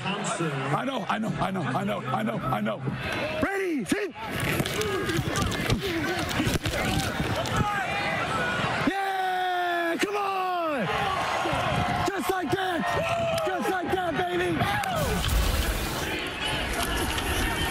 So you hear all the emotions from how the first half ended, and now an incompletion intended to Victor to start with Neville Clark blowing it up. You heard John DiFilippo there at the All Access. Oh, it's going to make you cry. He's going to start crying. Hey, wristband. Gun dizzy left. 3-jet salsa. F bingo, both Saturn. Halfback slow. Gun dizzy left. 3-jet salsa. F bingo, both Saturn. Halfback slow. I love how positive he is, though. He just keeps pushing forward. I know he's frustrated. The offense is frustrated. That play at the end of the second quarter kind of sums up the season for Memphis. Four-man rush. Cookis got it complete toward the sideline past the 50 to Jonathan Adams. Kayla. Guys, 33 for the Showboats. McCullough, he went into the tent. Obviously did not look like he was doing too well in that pain, but he's dealing with a shoulder injury, questionable to return. All right, so another piece on that defense for Memphis in a game where we've seen the injuries pile up. And now big third down. I wouldn't be surprised because of the zone run game and the cutback. John DiFilippo, the head coach of Memphis, is thinking 2 downs here. Maybe run it. Cookis to the air. Steps up in the pocket, and Cookis throws incomplete in the direction of Victor as Willie Yarbrough brought the pressure. 4th down, and it looks like the punt team is coming out. Really frustrating right there. And I understand why he's got to punt it here, Cole, but boy, I would have loved to have seen them try to run the football, which they've been so good at on that down. It really does feel like, Tom, that the worst times they've gotten away from that rushing attack. Yeah. Had more success than we thought it would today. Yeah, the timing of it has just not boded well for Memphis on when they have opted not to run the football. I think 2 plays, 2 runs, maybe get 4 yards, and they had thrown it earlier on a 3rd and 2. Gary Jennings watches this one go out of bounds near the 20. This presentation of the UFL will continue after these messages and a word from our ABC stations. Who just picked? All right, back in Memphis, Birmingham has the lead. We're going to go back to the last sack on the previous offensive possession for the Stallions. These iPads that the players had on the sideline are just incredible for what you're able to see and how you're able to coach. Slide protection to the right here, Luke's. The problem on the twist is going to be defensive end coming back inside. So the penetrators, that defensive tackle working on the right guard, 68. When you slide that protection to the right, you have the gap to your right. Center's eyes have to be right immediately. I'm fine if he posts to the left and wants to help his left guard, but his eyes have to go right immediately, and then he misses that looper back inside when he's going back and forth. Have to protect your gap and understand that something else could be coming your way. That could have easily been picked up by the Stallions. No question. If you're going to slide right, you got to stay right. If he doesn't turn his head back to the left there late, I think he's fine and he catches it. He just turned his head and should have never turned his head back to the left. Absolutely. But just a cool look at that technology that they have on the sidelines here in the UFL. Birmingham sets up after that possession from the 25 with Adrian Martinez progressing and throwing incomplete for Victor. Cole, let me ask you this, because we hear the term slide protection all the time. For the casual fan, what is it in layman's terms? Well, for the casual fan, it's an epidemic in all of football. I'm just going to go ahead and say that, because what it has turned into, and it wasn't right there, and I would never accuse Coach Holtz of this, but it has become sort of the lazy offset protection for a lot of people. They just say, you know what, just slide it. Or we don't know who the mic is, or we can't identify where pressure's coming from. Just slide it, and they think it should pick up everything. But you got a perfect example right there why it doesn't pick up everything, and it works against you. I think it forces guys to not be football players, and you kind of saw a little bit of that right there. Second down for Martinez. Pressure comes, got rid of it across the middle. 15 yards and a first down. Wow. Wow. Adrian Martinez hanging in there as long as he can. People in his kitchen, and he just makes a play. You said to us this week, I don't know if I ever saw him play as well in college as he's playing right now. I know I haven't. He's had it all working today, and now on a screen to Marlon Williams, another good chunk play out toward midfield for 9. You know, going back to that slide protection, Cole, too, the other thing it does, it puts you in a bind because oftentimes you have your back matched up versus a defensive end, or in worst case, a tackle. Oh, and it was initially designed for a 2-3-step drive. Yeah. Get the ball out quick. And so when you slide it, you're gapping, and you're taking that gap to your right, and then that's supposed to be it. But you saw right there, you have to make adjustments. That's no Snyder looks back. Then next thing you know, here comes the twist. Second down and 1 for the Stallions. On the ground, Person with a lane tried to slip a tackle. Takes it inside the 45 as Jeray Elder hung on to him. When you watch Ricky Person, you just get this feel that this guy loves the game. He loves to play football. You see how intense he was at the end of that run? He was so disappointed that he got tripped up. Guys, Ricky Person told me when he was signed by the Baltimore Ravens in 2022, he got a taste of what it was like being in that locker room and felt like it was almost too surreal of the moment. He says, I was impatient at the time. Now he gets another chance at it. He will not take advantage of that. He has been awesome the last few weeks. Martinez got away from Ferguson. Here are the wheels from Adrian Martinez to the edge inside the 30, and he's had it all working. Well, he has, but actually Memphis has done a great job defending his legs. They've had a good plan. Up until this run right here, he only had 1 rush for 7 yards. So they've contained him to this point. Just his second carry of the game is a big one on the ground. When you attack that mess off the edge, Tom, you better make up that play in the backfield. No doubt. Martinez rushed for nearly 3,000 yards. And how about 45 rushing touchdowns in 5 years as a college quarterback? Person told Cole there is passion behind the pads, fights for a few yards on his first down run. It's a really methodical drive here, run to pass, a little bit of everything. The big throw over the middle on 3rd down. This is where Birmingham, they just play with confidence, man. They don't beat themselves. They're not heavily penalized. You don't see them in 2nd and 17 or 3rd and 12 very often. Always ahead of the change. It's smart football. A dozen straight wins for the Stallions. Martinez fires, drops on a tumbling bid across the right end. Cole, looked like Memphis narrowly took that ball right out of the hand of Adrian Martinez on that throw. You heard the hand he had. You heard the slap on the back of the pad, and that just goes to show you, Tom, you've referenced throwing the ball away, taking the check down, and then right there, not panicking in the pocket. Those are the 3 main areas of growth I've seen from Adrian Martinez. Couldn't agree more. We told you earlier, he said it last week, I really feel it in my heart that I'm an NFL quarterback. He faces 3rd down and 8. 4-man rush. Martinez across the middle and dropped by Sternberger, who was met by Quentin Meeks out of Stanford. It's 4th down. That's an uncharacteristic drop for Sternberger, who owns the middle of the field. See other guys coming down on him? Make play after play. That's going to be one he wishes he had back. Former Packers draft pick. So it brings on Ramiz Ahmed, 28-year-old former college walk-on who joined them this season when Chris Blewett got injured. Signed on a Tuesday, kicked a game winner on a Saturday. For a Birmingham team that had Brandon Aubrey the last few years, and from 45, the strong-legged Ahmed is good. 25-9 is the Stallions lead.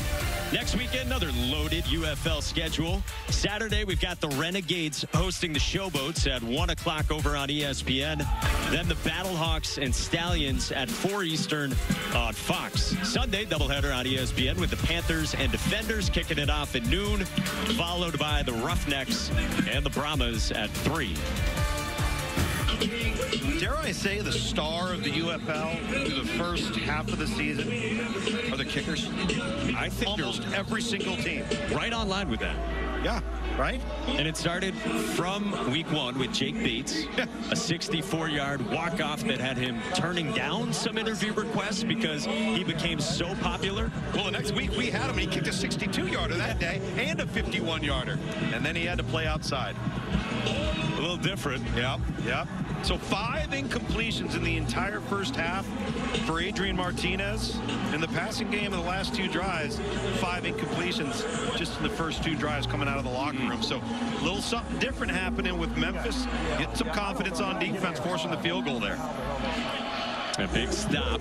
And now Ahmed, who had 2 touchbacks last week. That's a rarity here in this league when you kick off from the 20. Titus Swen hurdles at the 30, and Swen probes out toward the 40. You're watching the UFL presented by the U.S. Army.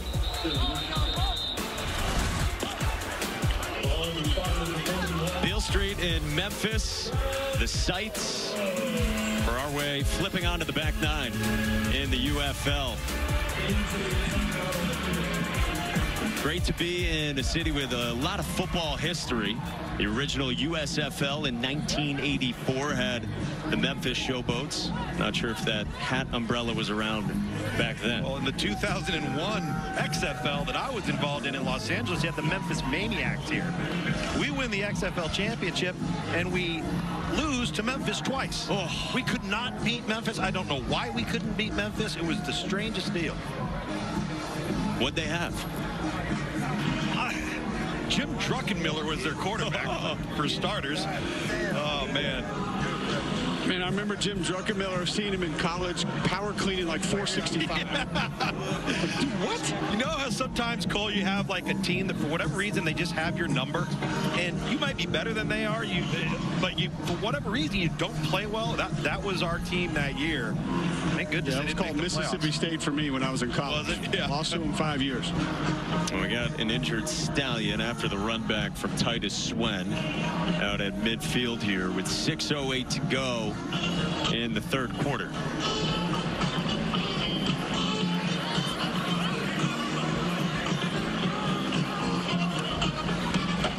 By the way, speaking of Memphis and what a great town for football, done a great job with the stadium. They kind of restructured the interior of it. But how about Ryan Silverfield in Memphis? I mean, there's a lot of people talking about that group of 5. Who's going to be that team this year in college football? I mean, they got everybody back. And they've got a good football team coming off of a 10-win season here. I had them 2 years ago in their bowl game, and you could feel things building that way for Ryan's group here in Memphis. Well, they're going to bring out the cart here, and we will check on the corner Lorenzo Burns when we come back to Memphis. It's the final 3 episodes. 3 words. Wow. Wow. Wow. And with this kind of talent, idols never your favorites sing and dance for the top spot. You trying to out-gyrate me? Superstar Sierra mentors. Megan Trainor performs live. And your votes decide who will be in the top 5. That was my favorite. Idol Live Coast to Coast ABC Sunday and stream on Hulu. Category. Things you'll hear on Jeopardy Masters this season. Who is Aquinas? What is Cuneo for? What's vulcanization? What's potty training? Which terrifying possibility will it be? 6 of the greatest minds to ever take the Jeopardy stage compete for $500,000. You're both slightly competitive humans. And the title of Jeopardy Masters champion. You feel like to win Jeopardy Masters, it's going to have to go through you? That is how a final boss works, Ken. Jeopardy Masters primetime event continues Monday on ABC and stream on Hulu. They found Lily Watkins. Teenage girl who went missing 13 years ago. She was strangled. She put up a fight. Let's finish it for her. What'd you learn about the boyfriend? Are you arresting me? Not yet. There's 60,000 black women missing in this country. We're gonna get justice for this one. Lily Watkins mattered. It's not adding up. I'm missing something. She was here. Come on. What really happened to her? Will Trent, new Tuesday on ABC and stream on Hulu. Back in Memphis, they've got the cart out for 26-year-old cornerback Lorenzo Burns out of Arizona. Spent time on the Browns practice squad this year, and as he's getting blocked on the end of this return, watch it. Hard to tell exactly what as he's being blocked by J.J. Wilson. Sometimes it's just one of those weird deals that doesn't look like anything. And then sometimes you see these what look to be bone-crushing, torquing type of takedowns or hits, and guys pop right back up.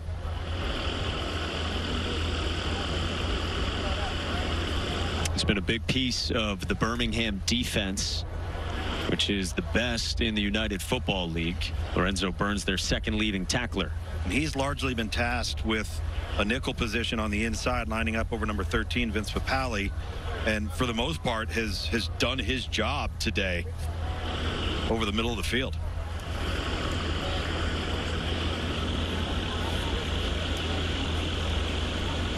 His Stallions teammates surrounding him here in Memphis. It's a really tight-knit group on this Birmingham team. Skip Holtz talked with us this week about the lack of egos on this group and why they've been able to band together and play so well, just like they did the last few years. And everybody hoping for the best for Lorenzo Burns.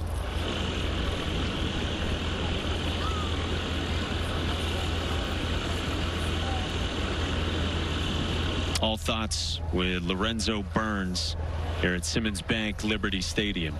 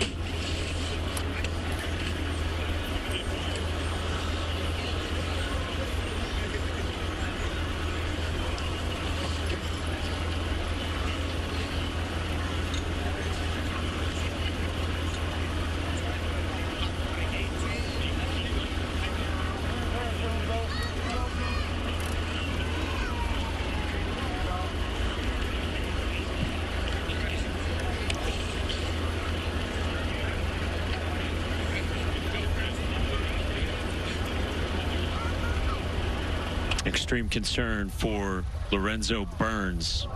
We'll update you when we come back right after this.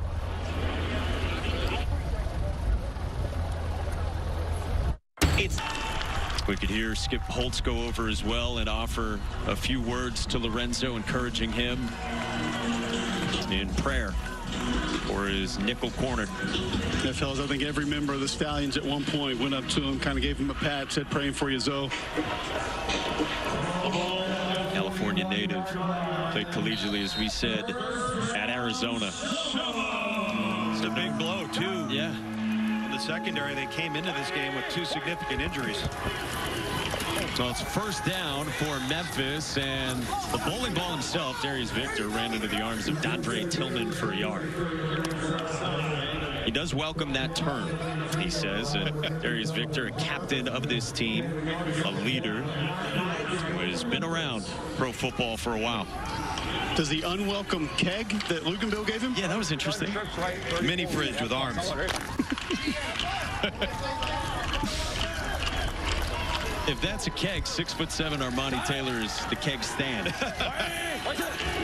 Second down and 9, and it's the 230-pound running back out of Towson again. For 16, approaching 5 to go in the third. This is a huge third down for this offense, just from a momentum standpoint. Convert, get a fresh set of downs, get some confidence.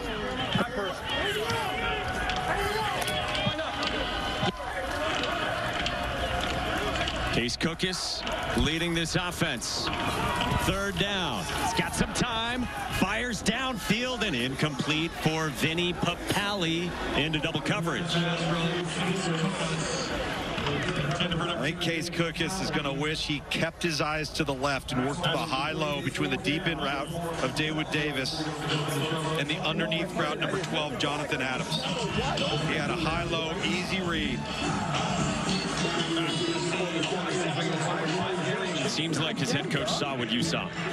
Yeah, it just he was to the right side, meaning the correct side all along. He just should have hung with it.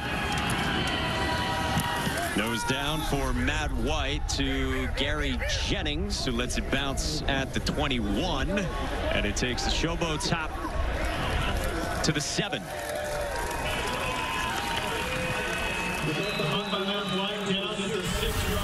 It's not Capone.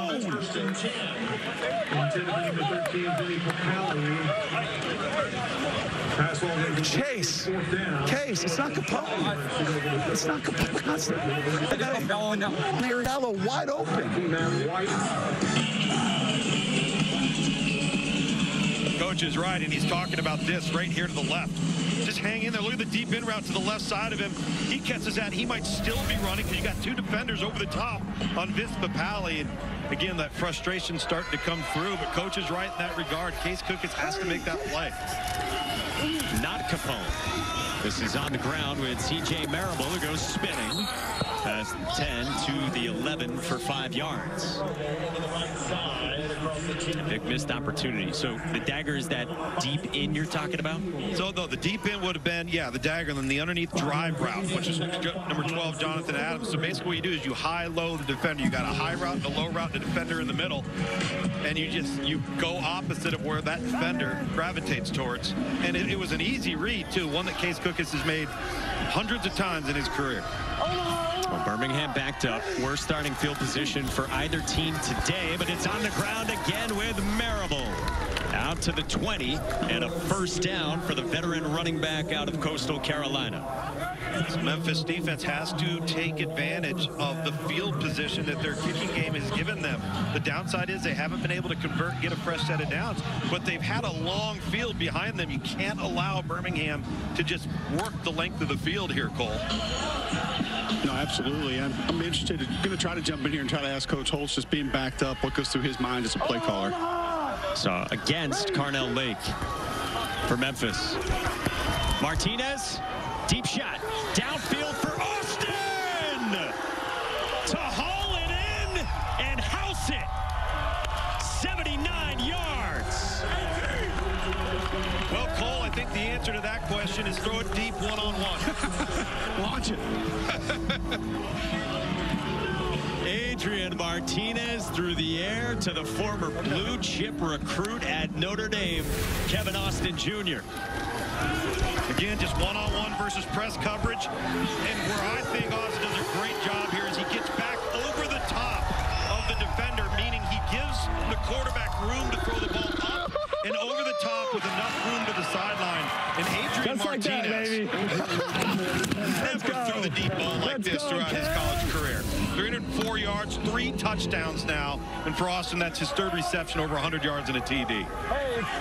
Only had 4 catches all year in the first half of the season and has matched it today.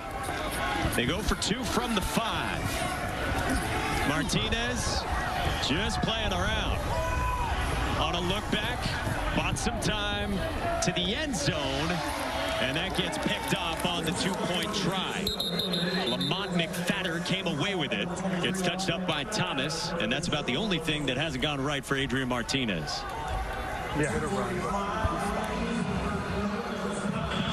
It doesn't can kill you. You know, we've talked about situational awareness and where you are. Why not try and throw it up, see if you give your guy a chance to get on the point after. Boundary? Okay. Corner was wide. Nobody went. They both went with the under, and nobody went with the corner. He's talking about reading the boundary because that's where the guy's coming over to take away 3. You know what I mean? Yeah. So he's cheating your man over here into the bounce, 1-on-1, and over to the empty side. You have an extra body over there, so it's crowded over there. And it's man coverage on your left. Both went through the under, and the corner was under. Wide open. Read that boundary, okay? Hey, great throw on the deep ball. Hey, great throw on the deep ball. Great throw on the deep ball. Adrian Martinez, Birmingham Stallions quarterback. Can you take us through the touchdown first, just kind of what you saw, especially being backed up, what goes through your mind in that situation? Well, that was one of our adjustments when we came out for the second half. We know that their corners are trying to press our guys, and we believe in our guys. So we knew we wanted to take a shot. It was just about finding the right time, and Skip called a great play, and we took advantage. We were listening to his coaching with you there just a moment ago. Just his demeanor and how his approach, either after a great play or a play that doesn't necessarily go right. Can you just describe what that's like as a quarterback? Well, he's very consistent, and I appreciate that. There's nothing different about what he expects out of a read, and he holds you to a standard, which I can appreciate. Thanks, Adrian. Thank you. He just seems so calm, hearing him even go through that and dissecting his performance. Swen to the 35. Well, and look how he simplified it. He said, okay, you're in the empty set, which means we have 5 receivers, 3 to the right, 2 to the left. He goes, if they got 3 over there, they got more guys defending that side. You're man-to-man to the 2-man side. You got to go to the 2-man boundary when you kept hearing him say boundary. That corner was Yeah, you hear it even still. We've got a new quarterback here for Memphis, down 31-9, and it's Troy Williams, who has played in 4 of the 5 games so far. Started last week, threw for 3 touchdowns, and brings a dual threat to this Showboats offense. Swings it out to Vinny Papali. Got some blocking around the edge and gets stacked up after 6, Kayla. Coach DeFilippo loves Troy Williams, his attitude, the way he shows up day in and day out, even in training camp. Offensive coordinator Doug Martin told me when everyone was in the same hotel, Coach would be up in the morning, going to get a little workout in before getting the day going, and Troy Williams is in the weight room, 6 a.m., iPad stuck in the window, practicing calling the plays in the huddle. He continuously aiming to get better no matter the minutes, and Coach DeFilippo clearly trying to give him another shot here. Yeah, they've liked both guys in different ways, and they went with Cookus, but now it's Troy Williams who adds this element as well, and he runs it out toward midfield, good for a first down, and ushered out by Taco Charlton. Yeah, at least he gives you a chance to avoid some negative plays. You know, if you're dealing with pass rush and you're struggling, you've got some guys coming off the edge or up the middle of the field on you, he can make you miss and extend the play, get into positive gain just like he did just right there. Began his college career at Washington, then went to junior college, and then went to Utah. Was in a quarterback room with Tyler Huntley in 2017. I need to see it. I open it up later. Final 90 seconds of the 3rd quarter. Williams hung on to it. And Williams throws to the sideline, incomplete for Victor, and it brings up 2nd down. We're at 40 total points. The over, which we think you should always bet, would hit with just a field goal here and a long way to go. The first couple of weeks, few weeks of the season, I was continually taking the under just because you have no preseason games, right? The offensive line is the group that's most vulnerable, so it can limit some of your opportunities to be explosive and score points. And now these teams are starting to get to know one another. They're starting to gel, come together. More and more points are being scored each and every week. Yeah, you guys have been playing the games every week, all of you. Oh, yeah. 2nd down, and Williams stood in, and he finds Dawood Davis. Hadn't had a catch since the 1st quarter. And a sure-handed tackle there defensively by Daniel Isom after 5 yards. Now you're in 3rd and manageable. This quarterback mobility does bring some inherent advantages, Tom, that we talked about this team might need to facing off against a defensive line that is as aggressive and that can just get to the quarterback plain and simple as well as Birmingham can. Yeah, and you got to now account for the quarterback being a threat to take off and run at all times, which changes the way you're going to approach things from a defensive perspective. Down down at the end here of the third, and Memphis has to use a timeout. Hey, the next stop on the F1 schedule is the third annual Crypto.com Miami Grand Prix at the Miami International Autodome at Hard Rock Stadium. Our coverage begins tomorrow afternoon at 3:30 Eastern with Grand Prix Sunday. Then the race starts at 4 Eastern right here on ABC. Hey, Derwin, hold on a second. Derwin Gray, hold on. You trying to borrow our cameraman's tights over here? Oh, man, that is a phenomenal pass right there. Megan's really going to call him. Great compression around the knee. I need those. The colors don't necessarily go. That's orange. You guys are golden red. Yeah, I mean, the way the guy's wearing them, man, I love the way those colors right there, man. You know what I'm saying? Maybe my next lifetime, maybe. Can you show me, if you had the pads on your tights, what that would do for you? What they do for me? Oh, you know what I'm saying? Just drop down to my knees like this, and then, yeah, great. You know what I'm saying? There you go. I mean, just done deal. All right. Derwin Gray, the left guard, former Maryland Terp, drafted by the Steelers. Third down and manageable, and Williams takes a shot, zipping it down the sideline, and nearly a one-hand catch for Jonathan Adams. But we've got a flag in that vicinity at the 20. Just give me a number there. We're 15 yards. Justin, I need the number. 28. Pass interference, 28. Pass interference, defense number 28. 15-yard penalty, automatic first down. Bad call, man. That's a bad call. Mark Gilbert and company don't love the call.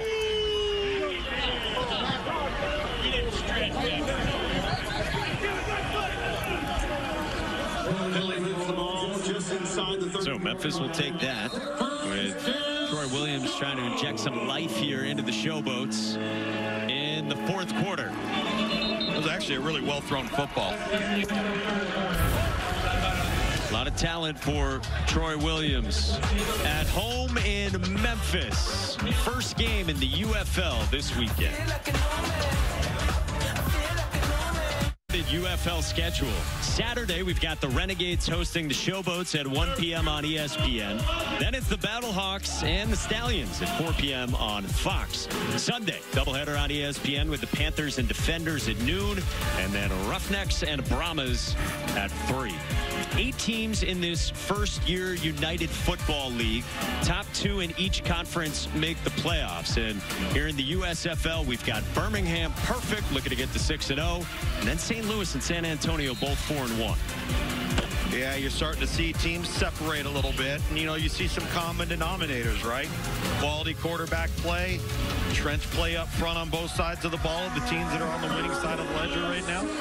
Troy Williams now 2 first downs in this drive as the quarterback of the Memphis Showboats. Taking over after some 3-and-outs and some turnovers from Case Cookis for this Memphis offense. Williams, deep shot for Davis, incomplete toward the end zone. That would have hit the over that Kayla had on the receiving yards for Dawood Davis. You know, that play right there is kind of just a reflection of the Memphis season. They're just so target Dawood Davis going down the seam. You throw it up and over the top, and you just slightly overthrow an open target. And it's been things like that with Memphis, because it's not a lack of talent with this football team, especially at their skill spots. Would have been the 13 yards necessary for Dawood Davis, top 5 in this league, coming in receptions. Here he is, and it's incomplete. Broken up into double coverage as Ike Brown out of FIU collapsed, and now it's third down. How about the depth, Cole, of this defensive secondary? No JoJo Tillery, no Chris Jackson. You have Lorenzo Burns go down, and these guys just keep making plays. Well, that was the wrong read. Yeah, it was the wrong. I mean, you had the bubble that was wide open back on the backside, but not just that either. Scooby Wright out, DeMarcus Gates out at linebacker. Yep. Depth on that defensive line. They're rolling those guys almost every series. There's not a lot of individuals that dress for this Birmingham defense that don't contribute. For John Chavis's group, best defense in the league. And here is Davis emerging and trying to. And you figure the offense will stay out there. Got to. Got no choice. It's a shame that he got hit right there. Gave up about 2.5 yards field position trying to work his way upfield. They are bringing out the kicking unit. Down by 22 with 13 minutes to go. Well, when you consider the scoring tiers, if you start to really look at the math and you're trying to discover, you know, one possession game, two possession game with the ability after a touchdown to go for 1, 2, or 3, I can see where his head's at here. The over hangs in the balance on the leg of Matt Coughlin, and he delivers for over bettors worldwide.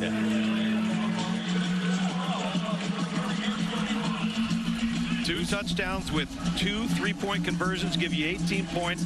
You got a lot of time left in this fourth quarter. Again, if you're new to the United Football League, we don't kick extra points, and you can go for as many as 3 points afterwards. So 9 points is no longer a 2-score game, to your point. Yep. And with 13 minutes to go, they'll take it down by 19 now. Cole, what do you think of that strategy? With the way this offense has been operating today, Tom, I take any points I can get. John DiFilippo does the same. It goes to the fact of what Mike was saying about this Birmingham defense. Yeah. It's regardless of how your offense is executing, you're just going to have a tough time moving the football. They get after the quarterback. They're physical up front. You discussed the secondary. Guys make it play. Linebackers, whether they're bringing pressure, going sideline to sideline, it's going to be tough to find yards against this group. I talked to Scooby Wright earlier in the week, who's on IR, but has been in this defense for 3 years. I said, how does Chavis separate himself? Why is it different? He said, man, the biggest thing is he trusts us in the big moments. He trusts us in the tight situations. He'll put more on us. He'll put more calls on us, and he trusts us to go out there and do it and execute it, and they've done that. Kickoff is away to Gary Jennings from the 11. And the West Virginia Mountaineer takes it out to the 40. A couple of flags fly in. That is 3 of them. Got a blindside block on the receivers. I've got blindside block number 23 is what I had. 23, agreed. My flag, guys. Let's get our flags together. We're at the 30-yard line.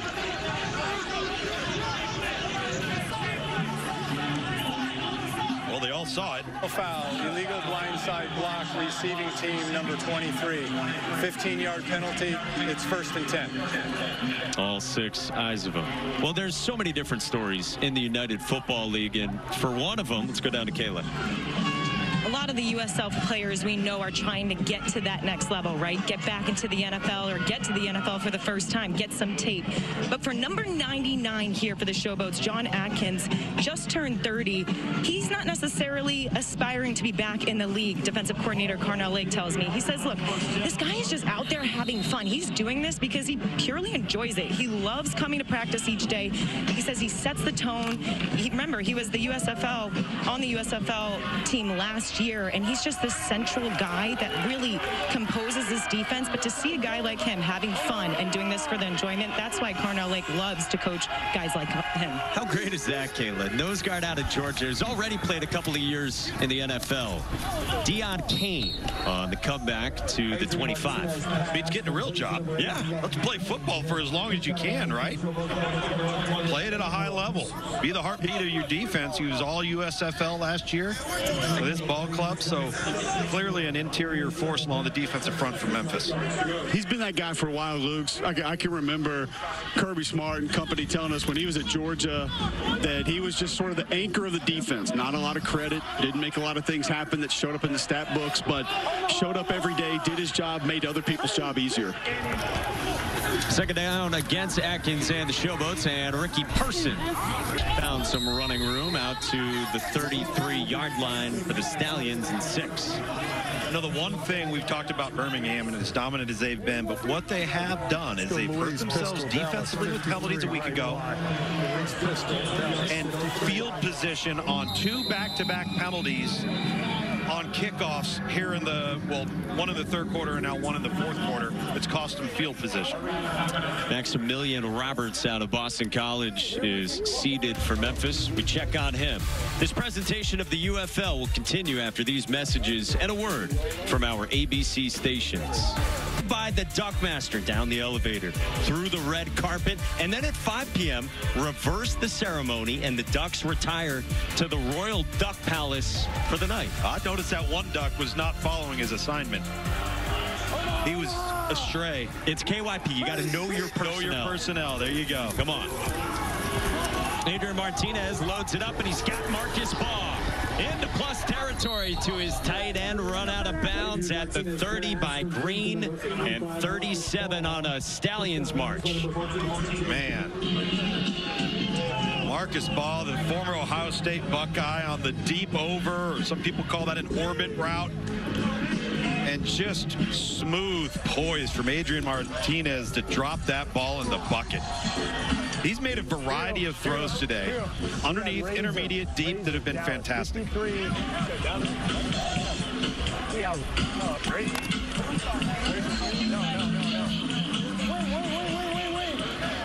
You good on that now? He's got those 348 passing yards you just saw, the most by any quarterback in one game into 6 weeks in the UFL.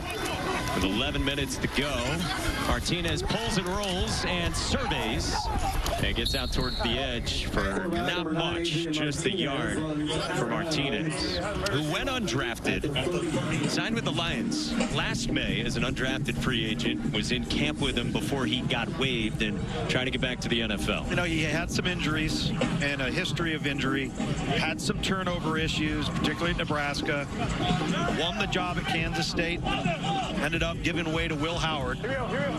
But this is the best football he's played of his career. 27. Yeah, that was the 22 season. Went to Kansas State with Chris Kleiman. And Will Howard, who, by the way, is now at Ohio State. Martinez with time. On second down, a shot down the sideline, and he just sailed it a little too tall for C.J. Merrill. Did you hear the reaction? He's right, too. He had him. And he just lays it up like he had done on the previous throw to Marcus Baugh. He's got a walk-in touchdown. I love the reaction from Adrian Martinez.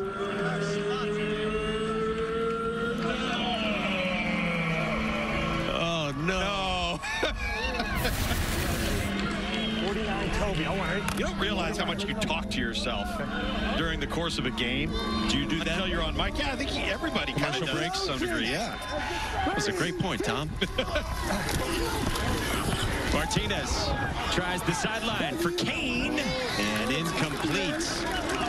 Delrick Abrams, former Colorado Buffalo, steepled the Kane. Fourth down.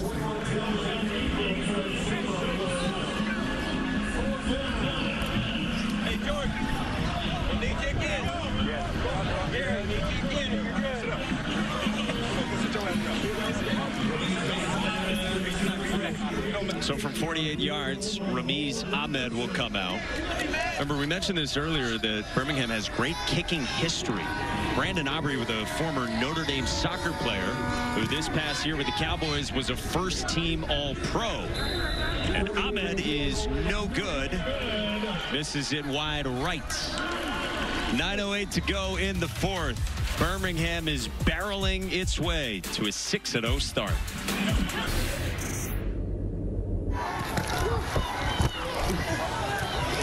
Hey, we're converting, baby. We're converting. Yeah, come on. Just like that. Just like that, baby.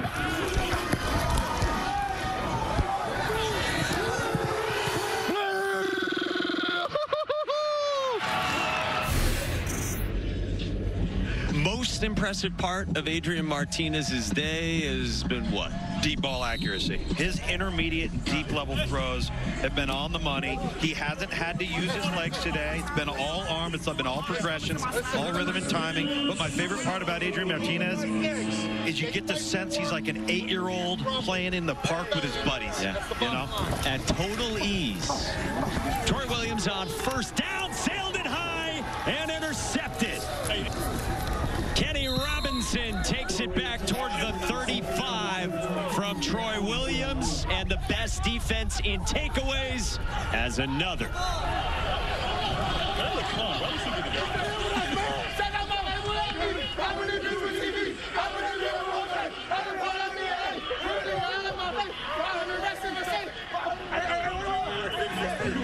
When when you lead the league in takeaways, you are well choreographed. You are, and this has been a problem with Troy Williams. He did this last week, too, where he was high on some throws. And when you're high and you're a little bit late over the middle, bad things are going to happen. Ball gets deflected. Interception for Birmingham, great field position. And again, this has been the issues that Memphis has not been able to get over. You see bright spots, you see flashes, they excite you, and then they hurt themselves. Robinson, the safety out of West Virginia, a couple of years in the NFL. Panthers drafted him. Martinez got it out incomplete to Marlon Williams. Cole. Kenny Robinson had that interception. Can you just take us through? Tell us what you saw. What was the coverage? You know, we was in cover 8, and we were just trying to stay deep, keep the offense in front of us, you know, get off the field. More importantly, what was the celebration down in the end zone? Oh, you know, we had to take it back to a little TikTok, put the ball up in the air, rap to the mic, you know how it is. Just having fun. Back to TikTok. I didn't know TikTok was already old school. Oh, yeah, you know, certain stuff's old, you know, new stuff every day. You know what I mean? Appreciate it. Appreciate y'all. Content kings. Sorry, no, it is. Second down for Adrian Martinez, and they set up the screen, but well defended on C.J. Marable by the defense and Malik Lawal, their leading tackler. How's your TikTok game? Terrible. Really? Unless I'm doing some work-related stuff. All right. I'm not a big social guy. I mean, I'm a social guy. You know that. Yeah. But, you know, the fake social stuff. Oh. That's why we got to go back. Not real, Mike. Tom Lugaville, Cole Kublik, Caleb Burton, Mike Monaco, our entire crew behind the scenes, led by producer Alex Farmartino and director Chuck Ciccarello. 19-point lead. Over has already hit. Martinez rifles high, and that was nearly picked. Flagged down right through the hands of Delrick Abrams, former Atlanta Falcon. Spot foul. 23, spot. Interference, defense number 23. The ball will be placed at the spot of the foul. Automatic first down. Lamont McFadder. And again, a dropped opportunity to get possession of the ball. That thing could have been off and running the other direction. You said it's been so close in so many ways for Memphis, not just today, but throughout this season. Momentum and confidence is so much. So a fresh set of downs for Adrian Martinez and the Stallions. Set up a screen, and Kevin Austin has had a breakout performance today. Goes out of bounds near the 20, and second down coming. Well, it just shows their depth, right, Cole? I mean, Amari Rogers goes out. Next thing you know, next guy just plugs in, and they don't miss a beat. No, absolutely. The depth not only on defense for this Birmingham team, but offensively as well. And it's the one area that I've seen the most frustration for this Stallion sideline today is the receiver core, and it's mainly because more guys wanted more reps, Tom. Yeah. I mean, Benjamin Victor was losing his mind at one point during this game just because he wanted to be in the game. Sure. Trips to the right. 3 of them in there at this time, and Ricky Person goes plunging up the middle for a first down. And Skip Holtz did say that to us this week when talking about Amari Rogers, that he's a guy who wants more targets and touches, and in a team-centric way, but these guys want chances to prove themselves. But when you have as much talent as Birmingham has, it's not like everyone can eat in the same game. There's only one football, and I've never met a receiver that's not wide open on every single play. At all levels. Yes. A lot of big names that you saw in the recruiting process. Oh, yeah. Like Rogers and Kane and Sternberger and Austin and Victor. Went to Ohio State. Empty. First down. Martinez on a draw. Goes sliding toward the 10. Smart, heady play there by Adrian Martinez. Listen, if you're going to be a runner in this league, this is professional football. You got to be here for the entirety of the season, right? Don't take unnecessary hits. Don't lower your shoulder. Get down. Play the next down. We got razor move in the odd bubble. I want it. How do you defend this team? Because Memphis came in trying to eliminate the legs, and he's had a field day through the air. Well, it's a pick your poison. If you want to play a lot of zone, they seem to pick you apart. If you're going to play man, you can't account for quarterback run. What's going to hurt you worse? Screen. Williams to the edge, breaks the tackle, dives toward the end zone, touchdown. Marlon Williams.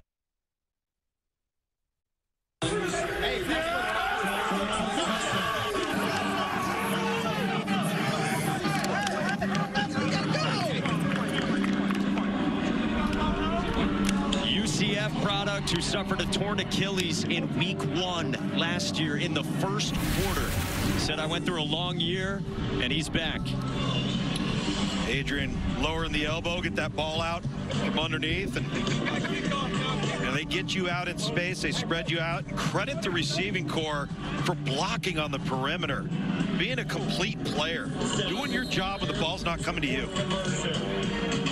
Guys wanted, but guys have chipped out with one another and blocked as well. Skip Holtz was saying to us. And Adrian Martinez sending his teammates Skip Holtz way. They go for 2 from the 5, and again to Thomas for a 3rd time on a 2-point conversion. He's automatic. I've never seen a goalpost shake like that. Have you seen that ever? I've never seen that. Not to that extent. That's like a 6-7 Richter scale goalpost shake. On the hoof. Oh, watch Jordan. When Jordan Thomas looks at it, watch him look at the goalpost afterward. Doing. Do you just hear the reverberation, Cole? Doing. No, I heard the flags up top. He's like, what? Wait a minute. Oh, that is 277 pounds banging into the goalpost. This picture, baby. You going crazy? Say one thing about this Birmingham team. When they get you on the ground, they put their foot on your throat, and they do not let up. Expect to see Matt Corral go the rest of the way. Get him some time. Season high for Birmingham, 39 points. And that man right there, Jordan Thomas, a big day through the air. He's a cheat code on 2-point conversions. It's the same play. They've hit number 3 on empty out of trips, and he's lined up against the linebacker. It's a one-on-one mismatch. Adrian Martinez is the first quarterback in a UFL game this season to throw for 4 touchdowns. Titus Swen again. He's been busy. A lot of kickoffs from Birmingham. Takes it out across the 45 before he's finally wrapped up. Cole with Cole. Well, there's a rule in football, guys, that if your name's Cole and you play center, you're just good. That's just the way that it goes. And this guy, Cole Snyder's playing better this year than I ever even dreamed about playing. But we got to talk about this first and foremost. I asked one of your teammates about you, and he said he doesn't ever wear a shirt, and that was it. What in the hell is happening here with this outfit? It looks like a whole lot of magic to me, Cotton. I think there's a lot of things going on there. It's pretty special. You know, it's not just for the team. It's not just for us. Is this an overall? Is this a zip-up overall? It's a 2-piece overall? Like, what are we doing? Dealer's choice. Dealer's choice, really. I mean, it could be whatever you want it to be. Use your imagination. Last time you put a regular shirt on. What year is it? 2024. Yeah, I'd say it's been some time. Hey, your Coach D even wanted me to talk to you about this. He said, have some words with that man. We need to figure out what's going on. Don't let him lie to you. He likes it. He likes it. Hey, it's all part of the game. It's all part of the game. We love it. We're having a good time. We're playing football. Can't beat that. You are playing football at a high level. Just kind of give us, what's the secret sauce for this offensive line? Oh, I would say brotherhood for sure. We're a tight-knit unit. A lot of the guys that like to play ball. I mean, got my guy D here. Got a little D here. We got Italian D. He's trying to get my cameraman's tights. Anybody else want to chime in on the outfit for today? Anything? He's getting fined for getting interviewed during the game. Oh, I'm sorry. He's good. I'm costing him a fine, fellas. I'll have to step away. I'll take that accountability, brother, but I appreciate it. Had a blast and charge on. Giddy up. UCF. Birmingham Stallions. Love them all. Love your mom. Love your dad. He asked me if he was getting makeup before the interview. I said, no, but you definitely need help with the wardrobe. So that's peak fitness right there. Big D, little D, Italian D, and Cole making himself comfortable down there. This one gets flipped out to Titus Swen, who careens off a tackler inside of the 35. Yeah, just saddle up, get comfortable, and oh yeah, you got to hydrate on a hot day. Cole, please tell me he called you Cotton, and I heard that right. He did call me Cotton. That was fantastic. I think that was a movie, Coach. It's a bold move. It's a bold strategy cut. When Derwin Gray offers you water out of the Gatorade bottle, you accept that. You take. I was home right there. Like, that's my home. That is your home. It's like when Happy Gilmore wanted the ball to go in the hole. Like, that's what I felt like. I said, it's your home. Go to your home. That's where I am when I'm on the bench with the offensive linemen. Uh-oh. Happy learned to putt. Uh-oh. Lee Morris with a drop. Third down coming. Offensive line room. I would like to. I don't know if I'd be welcome. It seems like a special place and a massive humanity. Yeah, nobody's allowed in the offensive line room unless you fit a couple of certain dimensions. You do not fit. No. Troy Williams on a slant, too tall, and incomplete. Mark Gilbert in coverage, and fourth down coming for the Showboats, down big with 3 minutes left. And some kangaroo court rules down there, it sounds like, as far as fines go for speaking publicly with sideline reporters.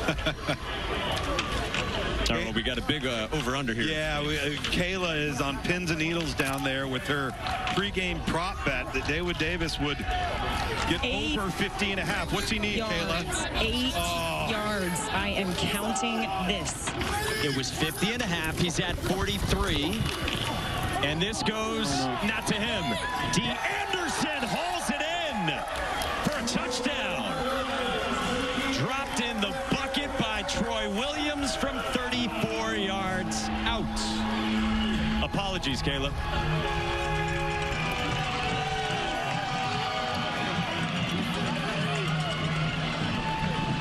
Let's line up. Let's go for 3. Let's get as many points as we can here. If you do go for 3, you get it down to an 18-point game, and from there, it's a 2-score game. But also from there, you have the option to go for it on 4th and 12. Right. Don't have to kick the onside kick. Great opportunity to take that. We're going to go for 3 here on the left hash.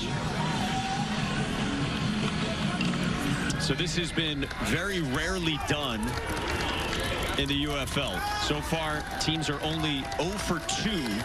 Going for 3 from the 10. Williams fires. Got it. D. Anderson again.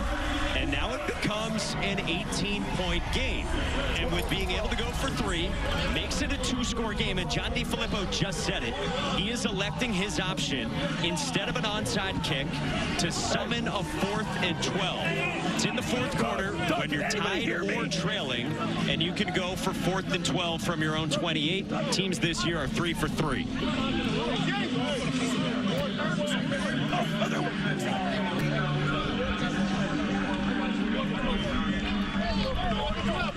One of the great rules in the UFL, and let's see what they cook up. That's 21 points for Memphis.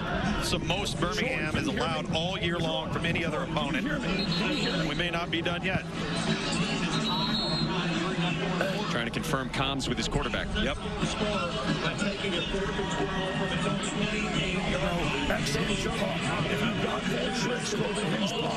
we go.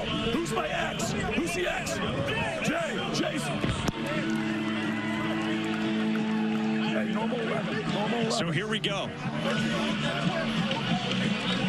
Didn't have the headset comm, so we had to bring Troy Williams over. They talk things through. Play call is in, and you need 12. Got to get it to the 40 here. Otherwise, Birmingham takes over in this spot. 5 plays today of at least a dozen yards for the Showboats. They need a 6th. 4-man rush. Williams fires, drops on a big hit on Wes Saxton. Broken up by Daniel Isom, and the Stallions will have it. They had the look. Good throw. Timing to dislodge that football right upon the reception. And Saxton looked like he hauled this in. He was right about the 40.5-yard line. Credit Birmingham for keeping the ball in front of him and timing up the collision. And what have we heard about this Birmingham defense all year? That they keep it in front and they haven't given up a ton of explosives. No. They make you earn it. So they take over at the 28. spotted from where it was, 27. And Adrian Martinez still in there with 2:24 to go for the Stallions. Again, have been splitting time and going back and forth with Matt Corral. But now certainly appears to be Martinez's job, person for 3. You got the 2-minute warning coming up. Memphis still has 2 timeouts, down by 18. Spread as well was 13.5, largest in a game this year. This presentation of the UFL will continue after these messages and a word from our ABC stations. Turn right about now on Fox, the 4-1 Battlehawks against the Roughnecks. And tomorrow, Fox has a doubleheader, Renegades and Panthers at 1 Eastern, followed by Wade Phillips's Brahmas at 4-1 against the DC Defenders. The Boats in Memphis struggling to sail against this Birmingham powerhouse on its way to 6-0, orchestrated by Adrian Martinez. Sail? Don't you know a showboat is a steamboat? Well, but you saw the captain's hat, right? We still got to wear a hat if you're going to drive the boat. Yeah, true. Steamboat, sailboat, one and the same. Second down and 7 out of the 2-minute warning. And this is on the ground with Ricky Person. For about a yard and a half. Third down coming. Big games still to come the rest of the way in this UFL regular season. Birmingham next week at home in Alabama against St. Louis on Fox. And talking about that St. Louis team, we told you they're just getting started against Houston. The player prop there. Another one of the MVP frontrunners, A.J. McCarron, the over-under in passing yards at 205.5. King of the Spring, Luis Perez in Arlington, trying to get in the win column this year. And the former Rebel at Ole Miss, Jordan Ta'amu for D.C. Left to right, over, under. So you're coming around on hitting the over. For A.J., because Houston now, they can play some run defense. I think they're going to force St. Louis to throw the football to beat them. Luis Perez, I think that's going to be an under there. And Jordan Ta'amu's got to start protecting the football. They want to run the football there at D.C. Fred Kice, the offensive coordinator. They look kind of like a college team, a lot of zone read type of stuff. So I think that number will be down a little bit. Pittsburgh God. See what Skip Holtz is talking about. Pittsburgh God. Pittsburgh God.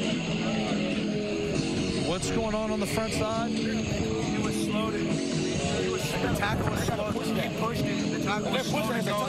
This guy made the tackle's guy that he pushed to made him cut back because he was slow to go.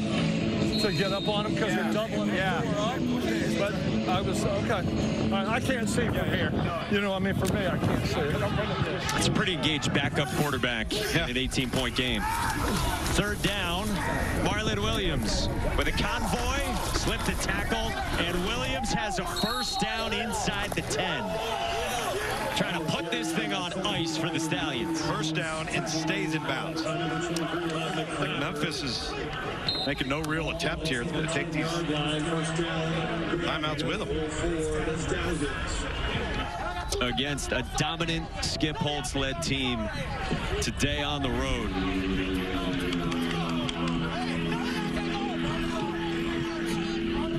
Without hesitation, Skip Holtz says this has been my favorite coaching job thus far. He loves developing these guys, seeing their growth. He says my goal is to get every player on this roster filmed. He says I'd argue the UFL is the purest brand of football going on. These guys are here because they love to play. They're here because they aspire to accomplish something. They're not making a whole lot of money, but they're not prima donnas, but they're just humble, they're hungry, and clearly their roster shows it and the unselfishness within this team. He has loved this gig. It's the best job he's ever had. Yeah, for a guy who's done it at the highest levels of college football. Well, look at the state of college football right now. There's a lot of things in college football aren't a lot of fun, right, from a coaching perspective. And here, you know, you've got smaller rosters. You get to work the roster the way you want to. You don't have academics. You don't have books. You don't have rules. You don't have a name, image, and likeness. You don't have the transfer portal. You have a draft. You can control your personnel throughout the course of the year. It's a great job. They take the knee in the final 30 seconds. How do you think they stack up with St. Louis and San Antonio?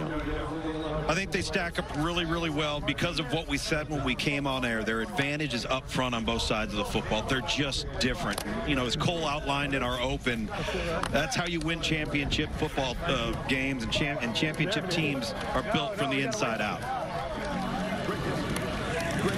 Thank you. The defense is giving me fits. They're saying they just forced everything on us. A little backup quarterback's going to be okay. Yeah, he is going to be. He's going to be okay. Yeah, he's going to be okay. Good luck, team. Let's talk.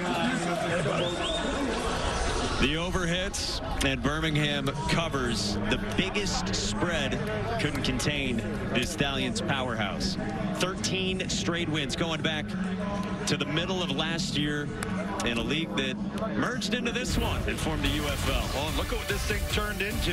39 points for the Stallions. And remember, they did not score and didn't even really have the football in the entire first quarter. Adrian Martinez looks good. That's it for Memphis. For Tom Luganville, Cole Kublik, and Caleb Burton, and our entire hard-working crew behind the scenes, I'm Mike Monaco saying so long from Memphis, Tennessee.